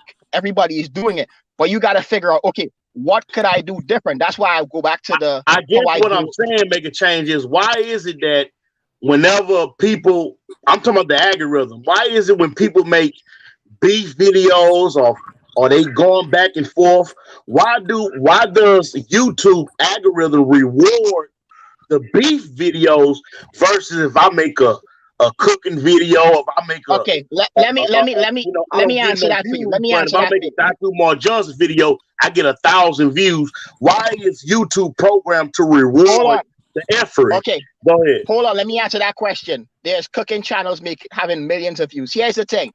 You got to understand. Okay, let me give you a simple analogy. If you're tuning into a channel every day for Young and Restless, right? And all of a sudden, tomorrow you go there and you tune in for Young and Restless because that's what you're always watching. And now they have cooking videos. The views are not going to be. You can't make a channel that is dedicated to Umar Johnson and then think when you make a cooking video, people are going to. The algorithm is basically adapting to your channel and passing that out based on that. So if you want to switch your channel to cooking, it's going to take multiple videos for the algorithm to say, okay, well, this channel also is doing cooking, so I need to push this video to people that may be interested in cooking video. You got to understand, the way the algorithm works is the algorithm follows the viewer.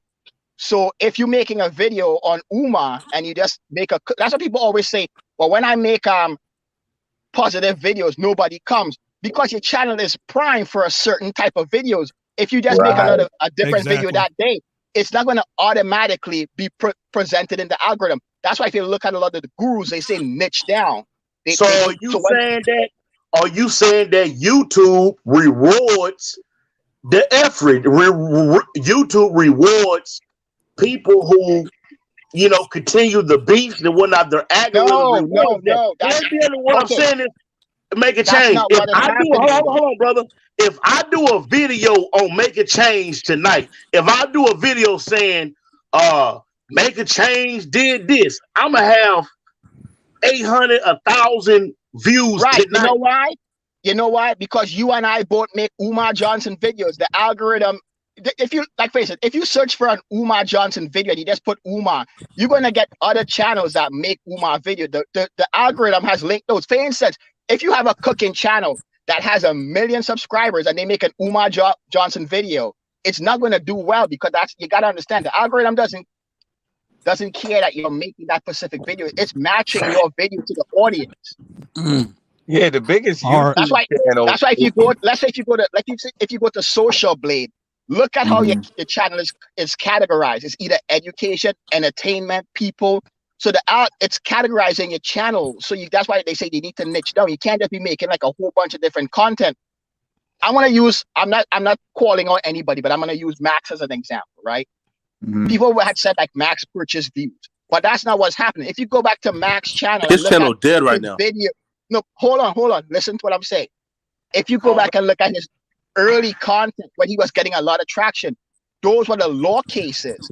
So the problem is if you gain a lot of subscribers by those type of videos and then you switch up. The people that was interested in those lore things, they don't care about Umar. So guess what? You have a bunch of subscribers that don't care about the stuff. So it looks like your channel is dead. So that's why you can't just be jumping all over. You have to kind of stick with what, find a category and stick with it, and I don't think it's rewarding. His channel dead, man. Yeah, the largest but that's YouTube channels have nothing to do with beef, though. If you look at the biggest YouTube channel, right, it ain't got shit to do with beef at all. Exactly. That is true. You can't say that it's rewarding. Exactly. Yeah. Right. So let's go ahead to Ghost. What's going on, Ghost? Nothing much. I'm just listening, man. I'm letting y'all build, man. It's good All build right, right here. All right, I feel you. But you do Come on, bro. you do have an interesting story though, Ghost, with your thing on YouTube, because at one point in time you had about 3 channels, but you was able to build all that back up. What was your experience with that? I mean, like, was it a matter of just planning out what videos are going to pop off, or was it just by chance, or how was that for you?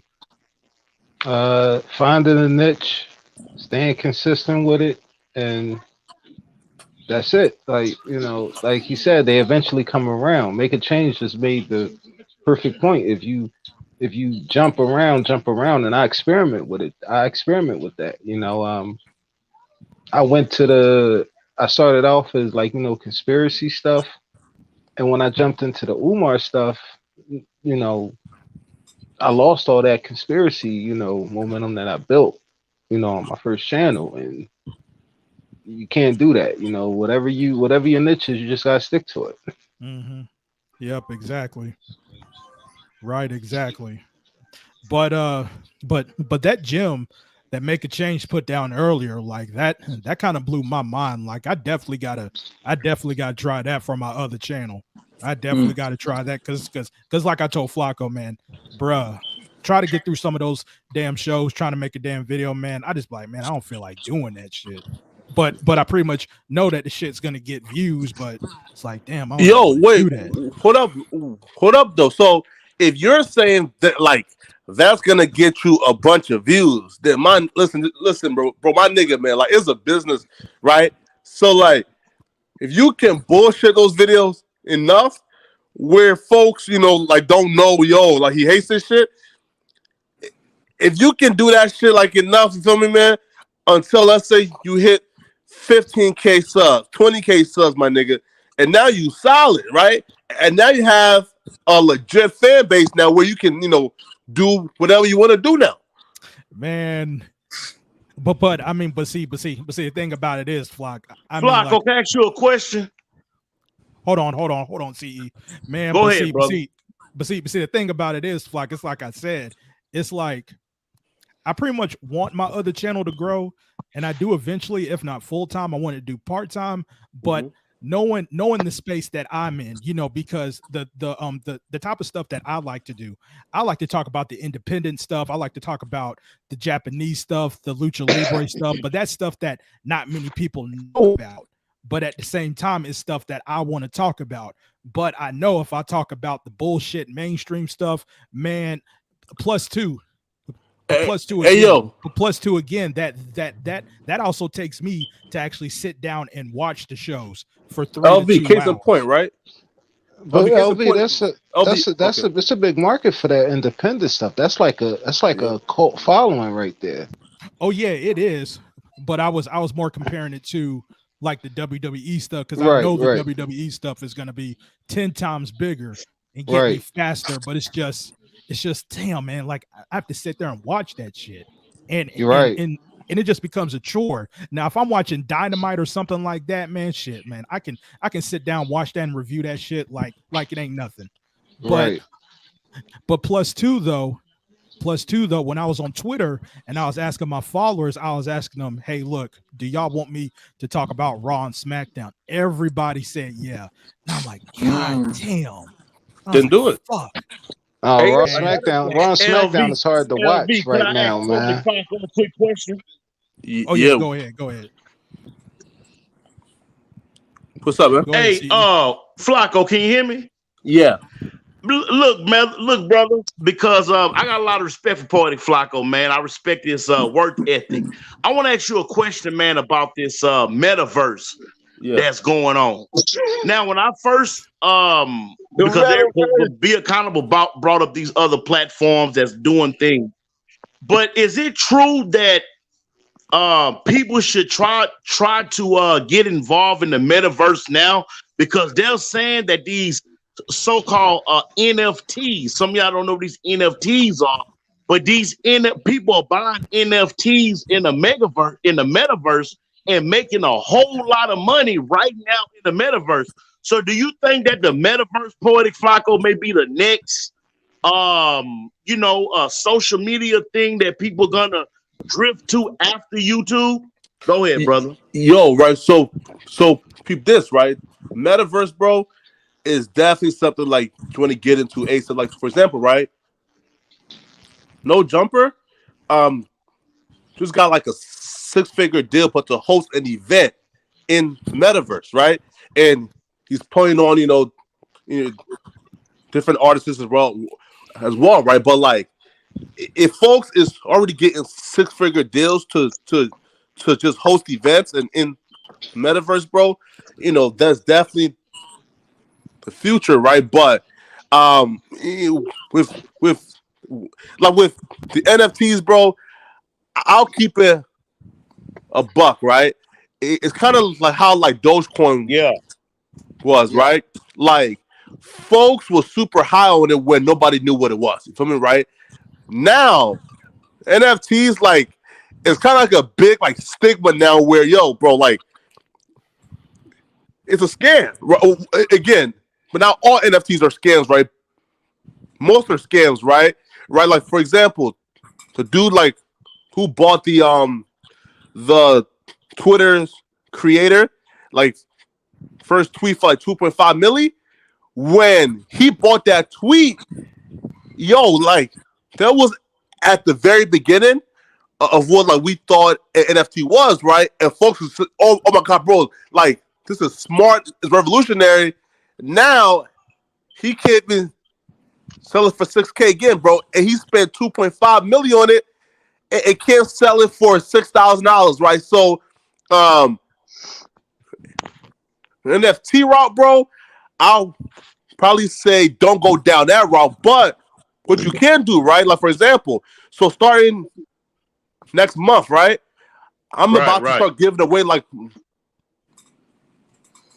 my videos, right? Like, for example, my first like Young Dolph video is gonna be an NFT, right? Meaning, like, if you purchase it, that video is yours, right? To license it, and like, Flakko, to show it, brother. As soon as you drop that NFT, let me know, because I want to buy a piece of it.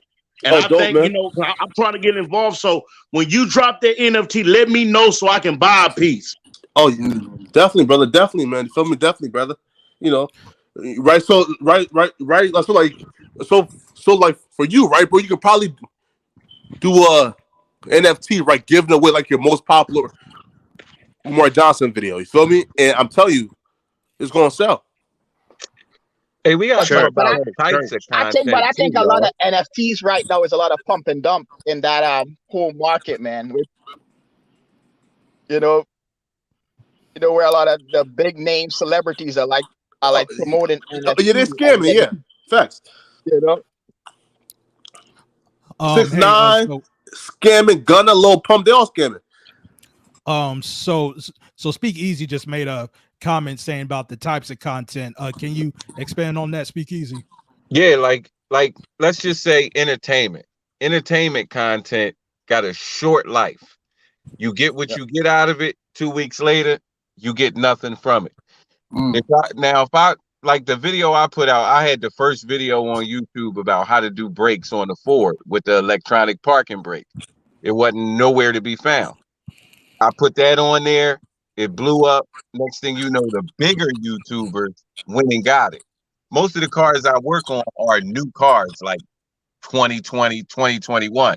If I do a video on that, it's not going to get a lot of views until 2026 because that car has to become common enough for people to see the problems in it and want to know how to do it themselves. So when you got that kind of content, it's going to get you the views later and you ain't even doing nothing. So it's different types of content that generate different kinds of money over time instead of just get it now, it's dead, and it's not going to generate anything else. So you also got to look at that type of content that you're doing. Is right, right, right. Like that kind of wants me to go back to Flakko for a minute, because Flakko, I kind of want to compare with the space that I'm in to yours, because we're kind of in a similar boat. So with the wrestling weekly shows, the TV shows, I know if I talk about Raw on Monday, I know tomorrow that show is going to be, or that video is going to be irrelevant. But I know the pay-per-views are going to last a little bit longer, especially if there is a significant match or a significant situation that happened, then people can go back to it. So with you're about breaking news. So does it ever cross your mind when you do those type of news breaking videos? Sure. That's like, okay, you know, like if I put my time and energy into this one video, I know it's going to be irrelevant, especially if there's something else that's going to happen in that same story. So what's your mind process of doing that? Right. Like, so for me, man, right. So like, I kind of counter that, right? So like, for example, man, I think there's two people who told me about this, right? It was Speakeasy, and then it was this guy called Spencer Cornelia, right? So pretty much, right, like what I do now on my channel, I make breaking news content and I make the evergreen content, right? So for example, I now do like documentaries now, like for me, right? And to be real, like that Young Thug Birdman joint was hot. Yeah, right. Thug, Lil Wayne joint. Yeah, right. Like so, like for example, like documentary on Pop Smoke got like 300,000 views, right? So now, you know, I still do breaking news content, but I countered that by still dropping my evergreen content, which is those documentaries, right? Gucci Mane, Twitter rant for 2011. That is one classic that folks will always be trying to find. I did a video on it was called But the Slap That Turned Pop Smoke to a Savage. That's when Pop Smoke went viral like 15 years ago as like a 10-year-old getting smacked, right? For gangbanging, right? I did one on Trula Mafia versus Dolph and their like entire history, right? And that got like 800,000 views right now, right? So I make evergreen content plus breaking news content, right? So breaking news content, it keeps people coming, and while evergreen content, you feel me, sustains my channel long term. Right, there you go. Gotcha. That's why you should have never got rid of those Nas videos, LV. What were you thinking? So like LV, so to piggyback on what Flakko is saying, so like in your wrestling genre like your stuff, what you can do is you could do like a video on the history of WWE or which one you do, or you could do a history on certain individual characters, things that is going to basically not be just today, but it's going to be in the algorithm for a long time. Because somebody's searching about WWE, guess what? If you do a video on the history of that video is going to be relevant as long as the WWE exists and even beyond it. You know what I'm saying? So you have to look at discoverable content. How could I get people to find my channel? So because I remember, YouTube is a search engine after all. So that goes back to what I was saying, that all content is not created equal. You know, some people, a lot of their views are going to come from suggested because of just the content that they make. It's easy to get it into suggested videos. Some people are going to build search videos. So even though you're doing the wrestling, if you wanted to do some evergreen, it would kind of be like on the history. If you do like a history of some of the different characters or or you could do one top 10s. I always do really good on YouTube, like the top 10s best WrestleMania, and then you Yes. kind of like break it down. Those type of things do really good on YouTube, like top 10 videos. Excellent discovery content for your channel. Right. Right. Yo, also too, right? Pardon me, real quick though. Is that what I see in the comment section? Is a married woman calling one man Poppy, and then a man responding back with a mamacita? Is that what I'm seeing? A married woman flirting in the comment section? Hey man, I'm gonna hit you off here on the gram, and then a nigga saying, "Yeah, mamacita hit me on the gram." Is that what I'm seeing? Flirting? Hey yo, Frizzle, my boy, do your thing, bro. Hey man, peace and love to everybody on the panel. I'm supposed to get out of here, brother. Be accountable. Thank you for allowing me on the panel. Peace and love to the chat room, and everybody, man. I'm out. All right, CE. So I kind of want to go back to our rookie here. Yo, DJ Drama, you all right? Trying to soak up all this game. Yeah. I'm soaking it up, listening, taking notes. I mean, yeah, I can learn something from anybody. So, Wait. Hold up. That's DJ Drama? Yes, hold it is, on, Flakko. hold on, Flakko. Man, we building, Flakko. We building. Yeah, yeah, of course. I'm positive. Right. Listen, man. I just want to say, bro, listen, man, from the bottom of my heart, man, I hope, right, this YouTube career that you hold yourself out for, bro, I hope it pays off for you, all right?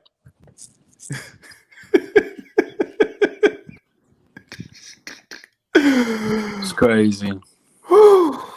RNT Entertainment. Wait, hold up. Look it up real quick, man. RNT Entertainment. Yeah, listen, man. I'm gonna sub to you, all right? RNT Entertainment. One second. Hello, everybody on the panel. What's Flakko, going you on, know Brown I'm Sugar? coming to get your ass. I came up here to say to Flakko, that's the way we talk to each other from Cuba. So you wouldn't understand nothing about that. He's a Cuban, and I'm half Cuban, Afro-Cuban. So we talk to each other like that. And my husband is sitting right beside me. So don't ever put out that I'm flirting. Me and him are gonna be talking about a channel, him helping me get where I need to go. So I need to get that straightened out.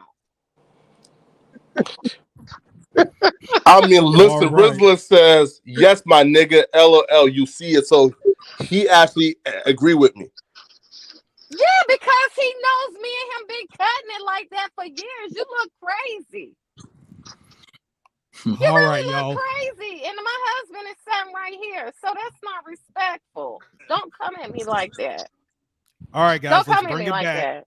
Let's bring it back. Let's Listen, bring it man, back. I'm on. I just listen. I just sub to DJ Drama's RNT Edutainment channel. Listen, man, it's kind of great to see people, just finally living out their dreams and their truth, right? Because for years, right, I say, yo, listen, man, like all this gossiping you're doing, bro, just start your own channel for me, man. And like he finally took my advice. And now Drama is gonna start up his channel, right? Drama's first live is on how to play the game. Sector command. Okay. Hey, his channel is on some sector shit. Good luck, my nigga. That's right. I know I'm supporting my baby father, DJ Drama. You know, as soon as you open them doors, I'm kicking through, and I'm gonna send the rest of the posse.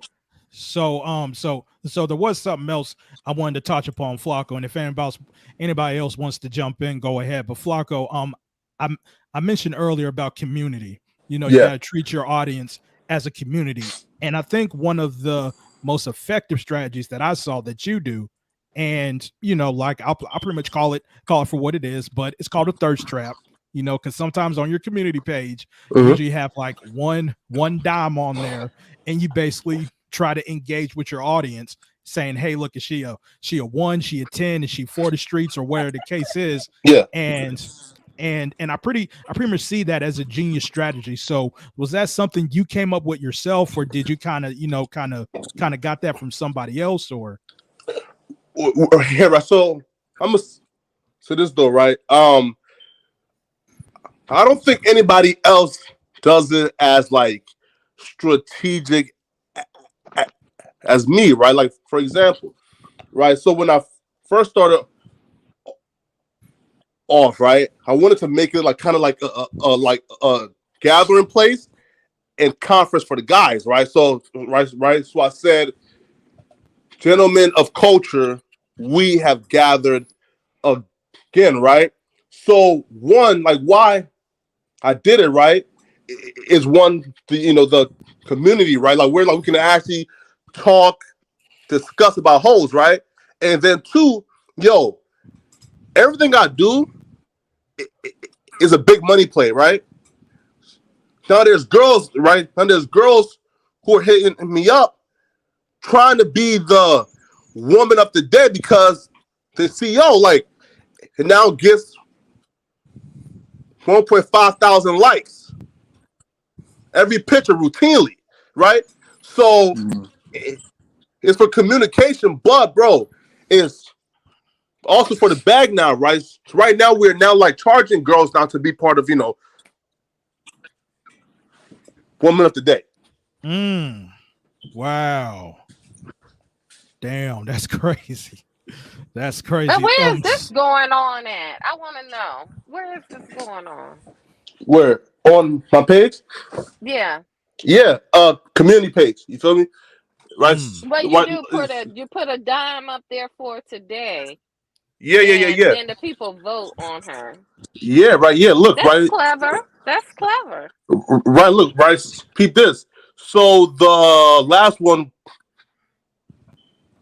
he posted got like 1.9 thousand likes, 196 comments, right? Which means out of about, let's say, like 1.9K likes, she's probably gonna get about like 300 new followers. You feel me? Cool. That's cool. You helping some other people out. And input. That's clever, Flakko. You have your little niche there. You have been giving out great advice. And I ain't mean to get like that, but I had to get that straightened out. But thank you so much for allowing me up. Thank you, Flakko. Yeah, definitely. DJ Drama. Who else is up here? It's a bunch of people. CE, Mac. If I missed you, I'm sorry. But great information. You really have helped me out. I was gonna pay somebody to help me get my other channel up, but I think I'm gonna take some of this advice and see if I can improve it. Quick do question it for you though. myself. Wait. Question for you though, right? So, so now like y'all all are trying to be big YouTubers now? Flakko, I already had a partnership through breast cancer with a pharmaceutical company. This is something I just do on my part-time. T-Pre and a couple of other people knew this. So this is something I do on my, I want my own dream, because when you're dividing things in four, you have to follow a certain rule. It's not always about what you want. So now I really want to build up my own page to inspire, So that's what I'm going to do. No, right. But my question is though, from right, especially in this sector though, there was a point in time where dreams of actually trying to have a successful channel, those dreams were called pathetic and looked down upon. Right? Not by me. I don't think people look down on it though, Flakko. I don't think people look down on it. I never look down on anyone that's trying to make their way, because that would be wrong of me saying that when I'm outside of this sector doing something that I enjoy doing and is around pharmaceuticals. But I think now I would like. Be fair, but not you, right? In particular, because I've never heard you actually downplay it. But but I was a breast cancer survivor, and there's a lot of people out there that need me. They need me to inspire them. They need to hear certain information. Like Carla Martin, she's giving out grants, money, all kinds of stuff. So they need to hear those things. But I don't know if I've heard anyone coming down on anyone. Oh, But Now, I like, think go ahead. I do. yeah, I can name a few names now. So, but I try to cause drama, but there was like a theme of content creators talking like, "Oh, I don't need YouTube. Ain't nobody trying to be a big YouTuber, right? That's pathetic. We actually have careers. Somebody trying to be a big YouTuber, right?" But now it seems like everybody all of a sudden seen that light, and now they all starting their own channels, trying to grow big platforms now. And yo, I love that shit, but like about like a year ago or 9 months ago, like content creators like me, Ghost, who was But you know what, trying to build Flacco? channels that I've we were looked seen down upon. people from different sectors that's doing numbers way more than what the people that have left the sector has been doing. I mean, triple that.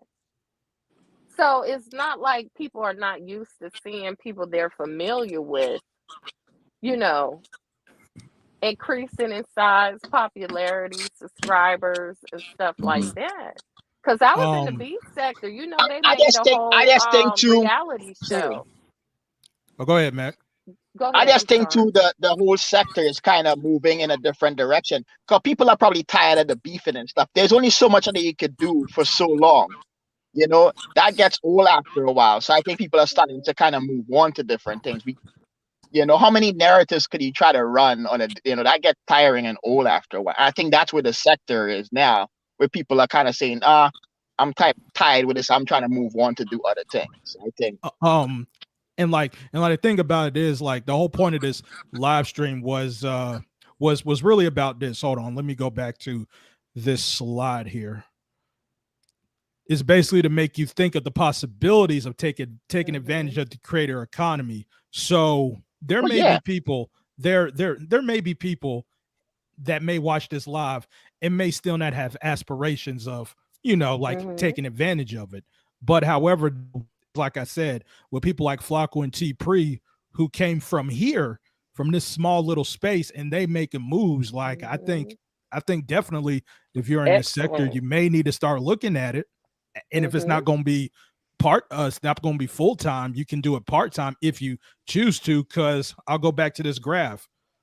Right here, because as you can see, 46.7 million are part timers, and only about 4 million are really taking this seriously as a full time job. So going back to your point, Flakko, if it turns out that people was really like, oh man, that's stupid, maybe it's a possibility after seeing what you did and what T Pre did, they may be thinking a little bit different, but they may not want to admit it. You get what I'm saying?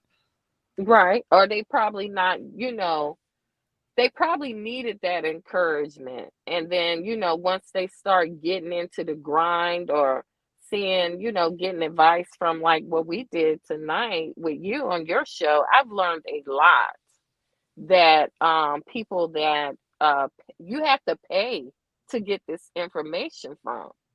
So I've learned a lot that I can take with me. So I thank you guys, everyone, even you, Flakko.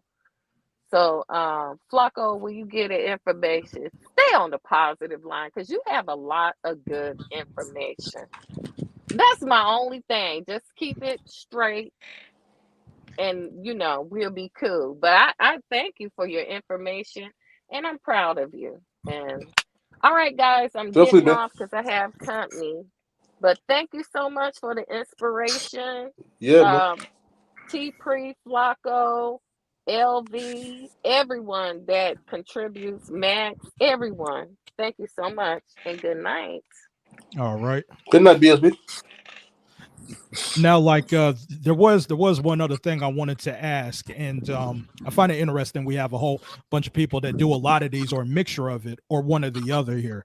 But I want to talk about uploads versus live streams. Now, there's been some rumblings going around and I'm not sure how true this is, but what I'm hearing is that YouTube is starting to favor live streams a whole lot more. So I kind of want to get y'all thoughts on that, and if it's something that y'all may consider, like for Mac, for example, you know, like you usually do a whole lots of uploads. Like, are you considering doing live streams in the near future? No, because I don't. From what I know at this point and what I've heard and learned, I don't think it really matters if it's live stream. Well, it depends on how the audience is reacting to the content. I think it's still, because if you look at, like, let's say Nick Nimmin, he does like a live stream every Saturday, and if you look at the numbers, his live streams get less than his uploads. You know, so you gotta look at how everybody lives is not going to be. For instance, if you look at like a No Jumper live, I'm going to use No Jumper. If you can keep the audience engaged and get high retention rates and good traction on it, it's going to get promoted more. So you got to look at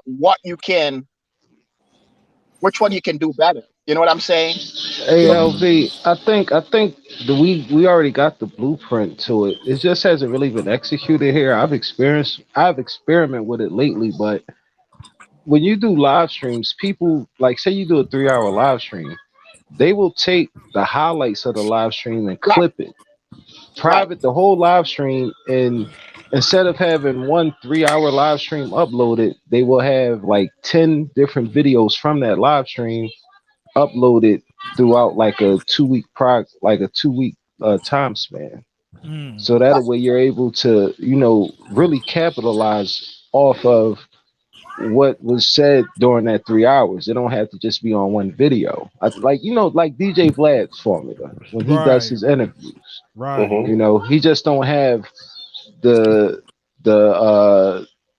what was it? He interviewed so many people. He just don't have like a Lord Jamal interview for, you know, it's like a part 26, and you know he'll upload the whole entire interview, you know, once all of like the clips is out there. Right.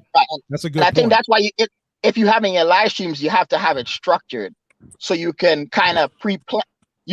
It's live, so you don't know what's going to happen, but you have to have a type of structure that way you can get the clips out of it. You can't. A lot of people, like, let's just take this sector for an example. A lot of people go live, and the live stream is really not structured. They just go live and they just talk about whatever, and wherever it goes, it goes. There's not a lot of replay value in that, because let's be honest, how many of you guys go back and watch those whole live streams? I'll be watching the whole thing. You know that. So you see, so when you have to, if you want to be, one of the things, if you want to be successful on YouTube, and Flakko could attest to this, you can't just jump on and just make random stuff. You got to put some planning into it. So that way, if you say, okay, I'm going to come on my live and I'm going to hit these topics, and depending, I'm going to talk about this, but these are the specific points I'm going to hit. And if a great moment come out of one of those points, I'm going to capture that and make a, like Ghost was saying, make a separate upload. And I'm going to title that correctly. Like, for instance, let me give you an example. When you were doing those debates, right, LB? One of the things you could have done with those debates, let's say, for instance, when Ghost did that debate with Tiffany, what you could have done is take the debate, cut out the whole intro, cut out the after party, and leave the debate, and title it, "Does Black Women Need to Be Protected?" So now you got just a particular video with that particular topic. And if people searching, that's going to hit algorithm more than you have a whole live stream where there's a before show and then there's an after show. And the thing is, if that live stream doesn't perform well because the people doesn't want to see the beginning and the after, guess what happened? That entire video tanks. So what you do is you take the middle, or you take the highlights out, like Ghost is saying, and you title that appropriately. Make sure the title matches what you presented in there, so you're not clickbaiting, and then you package that and re-upload it. So you got to be strategic, man. You got to be real strategic. You can't just jump on and make videos and hopefully. Right. Right. Damn, that's crazy. Flock, what's your thoughts on that? Yo, I actually had like my headphones in. So like, do you guys are still talking about like the live stream versus uploads. Yeah. Yeah. I will say this though, right now, uploads is definitely again like just way better, right? But like YouTube has been doing like way better job at like making like the live streams like more discoverable, like while it's going on, right? Like for example, right? Like now, I'll see like YouTube recommending like live streams, right? Like for example, right? Like when I'm watching, let's say, a random video, right? I will see YouTube like recommending the live streams like beneath the videos now, which you know, there was a time where I didn't see that as frequently, right? Now, if I'm right, like you know, it always happens, right? But I honestly don't, man. Like, you know, I can't verify it, right? But I just don't think YouTube like push the live streams as hard into the algorithm afterwards, right? You know, like for example, right? Like, dudes will do like a big, you know, live stream, right? And have, let's say, like 5,000 views when it ends. It probably like won't hit like 7,000 views, right? So I don't see YouTube like pushing like live streams like really hard into the algorithm. So I'ma still like rock with my like direct uploads, right? But I do see folks in this sector who will like do like a like a topic, but then like do it through like a 5-minute live stream, which I don't see like what the purpose of that is, right? Like why do like a like a 5-minute video and through live stream, right? So again, if I was a content creator, I would say just stick to the uploads. I guess that kind of coincides with the notion that YouTube wants to be the next Netflix as far as wanting you to stay on there, because with live streams, I guess, you know, you'll keep pausing and you may leave and come right back. But if you do uploads and you upload a significant amount, you know, if it's still engaging enough, you'll just keep watching one video after another. I think that's how you can kind of coincide with the Netflix theory. So I'm gonna go to Mikey. What you think about all that we're talking about with the lives versus uploads? With me, like this other person told me too. He was like, do less live and more uploads. You know what I mean? You get more attractions with uploads. You know what I mean? Yeah, shit. Because that's what I've been doing too. Like with my gaming, I've been trying to take clips of my gaming and just upload it, and I get like maybe 4,000, 3,000 views. You know what I mean? Or if I could be myself, I may get like 1K views. You know what I mean? Or if I put up a food, I get like 2K views. You know what I mean? So I've been paying attention to the uploads more than going live. You know what I mean? Right, exactly. Well, guys, I really don't have any more questions I wanted to cover, but this was definitely a fire live. A lot of great information. Mac held it down. Flakko, he held it down. Pretty much anybody that came on the panel, you know, really laid out a whole bunch of stuff. I tried my best with that as well, but I really enjoyed this.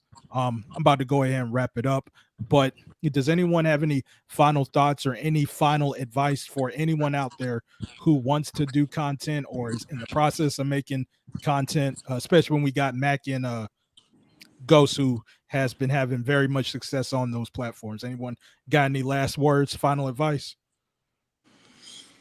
I let Mac go first. I say two things, man. If you thinking about coming onto YouTube and you're new to the sector, don't think your ticket should be to make sector stuff and then switch. Just go directly into what you want to make. Don't even mess with the sector stuff. And the next thing I'm going to say is regards to LB having this discussion. That's really good, man. And I hope you could continue this. Probably if we could do it once a month or once a week, you know, that we can just help each other out. Because at the end of the day, man, we all go back and forth. But I know for me personally, I want to see everybody win, man. And if I could You know give what? I somebody like some advice, Matt. that's what, I like you your know. point. I like your point. You know, we all should work together and try to help each other. But I see that as, I don't want to sound bad, but we should do that. But it could be a smoke screen. You know what I Well, mean? Anyways, well, Mikey. yeah, Anyways, yeah. You go So, know, ahead, Mac. so yeah, that's what I'm saying, man. I was like, you know, there's a lot of us in here that have good information on different things. You know, we talk, we come in here and we go all crazy and stuff, but we all have hmm skill sets in different areas that we could all build off of and help each other. And at the end of the day, man, that's what it's about. Just helping each other move forward. And, you know, because at the end of the day, if you win, that's not going to affect my life. And if I win, it's not affected. That's the way I look at it. It's not going to affect my yeah, life. So, yeah. you know, so we all need to, that's what I'm saying. And I'll end at that. All right, so we'll go to Ghost. Ghost, you got any final advice or final words before we wrap it up? Nah, really. Good luck to everybody. Work is, put in the work and hope for the best. No, That's it. facts. All right, guys. So that being said, guys, I appreciate everybody for coming in tonight. But yeah, like that's definitely something I'm gonna think about, Mac. That was actually something I was thinking about before I did this. Possibly like doing like a weekly or a monthly update for people's channels, and anybody got any particular questions or some motivation or whatever it is that we got to do. Like that's definitely something I'm thinking about doing, and I'm thinking about making a community post to see how everybody else would like it if they want to do it weekly, monthly, or where the case is. But yeah, that's definitely something I thought about. Definitely No, something I thought about. facts. But I like Mac's point. We should all win. You know what I mean? We should all win and we should all help each other. Cause like I said, I'm in another space where they help. If you want this, whatever, they'll bring your thing up, and I want to bring that into the sector. But I want to make sure if people is dedicated to that. You feel me? Because like I said, I'm in another space that they cool. You know what I mean? And they some of them are Filipinos. You know what I mean? Like I'm in the weed sector. You feel me? All we do is talk about weed, smoke, talk shit, whatever. Because they told me, you could be in this space, but don't bring that bullshit. You know what I mean? They say you could chill here, whatever, but just don't bring the negative. You know what I mean? Right. Exactly. All right, guys. Well, I'm about to go ahead and wrap it up. All y'all enjoy the rest of y'all week. I'll come back again probably next Saturday for a Demon Infused live stream for y'all that like the F-free. Then following that, we will do another build live stream. So we got to keep it balanced, y'all, like Dr. Bombay said. So with all that being said, guys, I'll talk to you guys later on. Peace out. No, facts. All right, man. Take care, everybody, man. All right.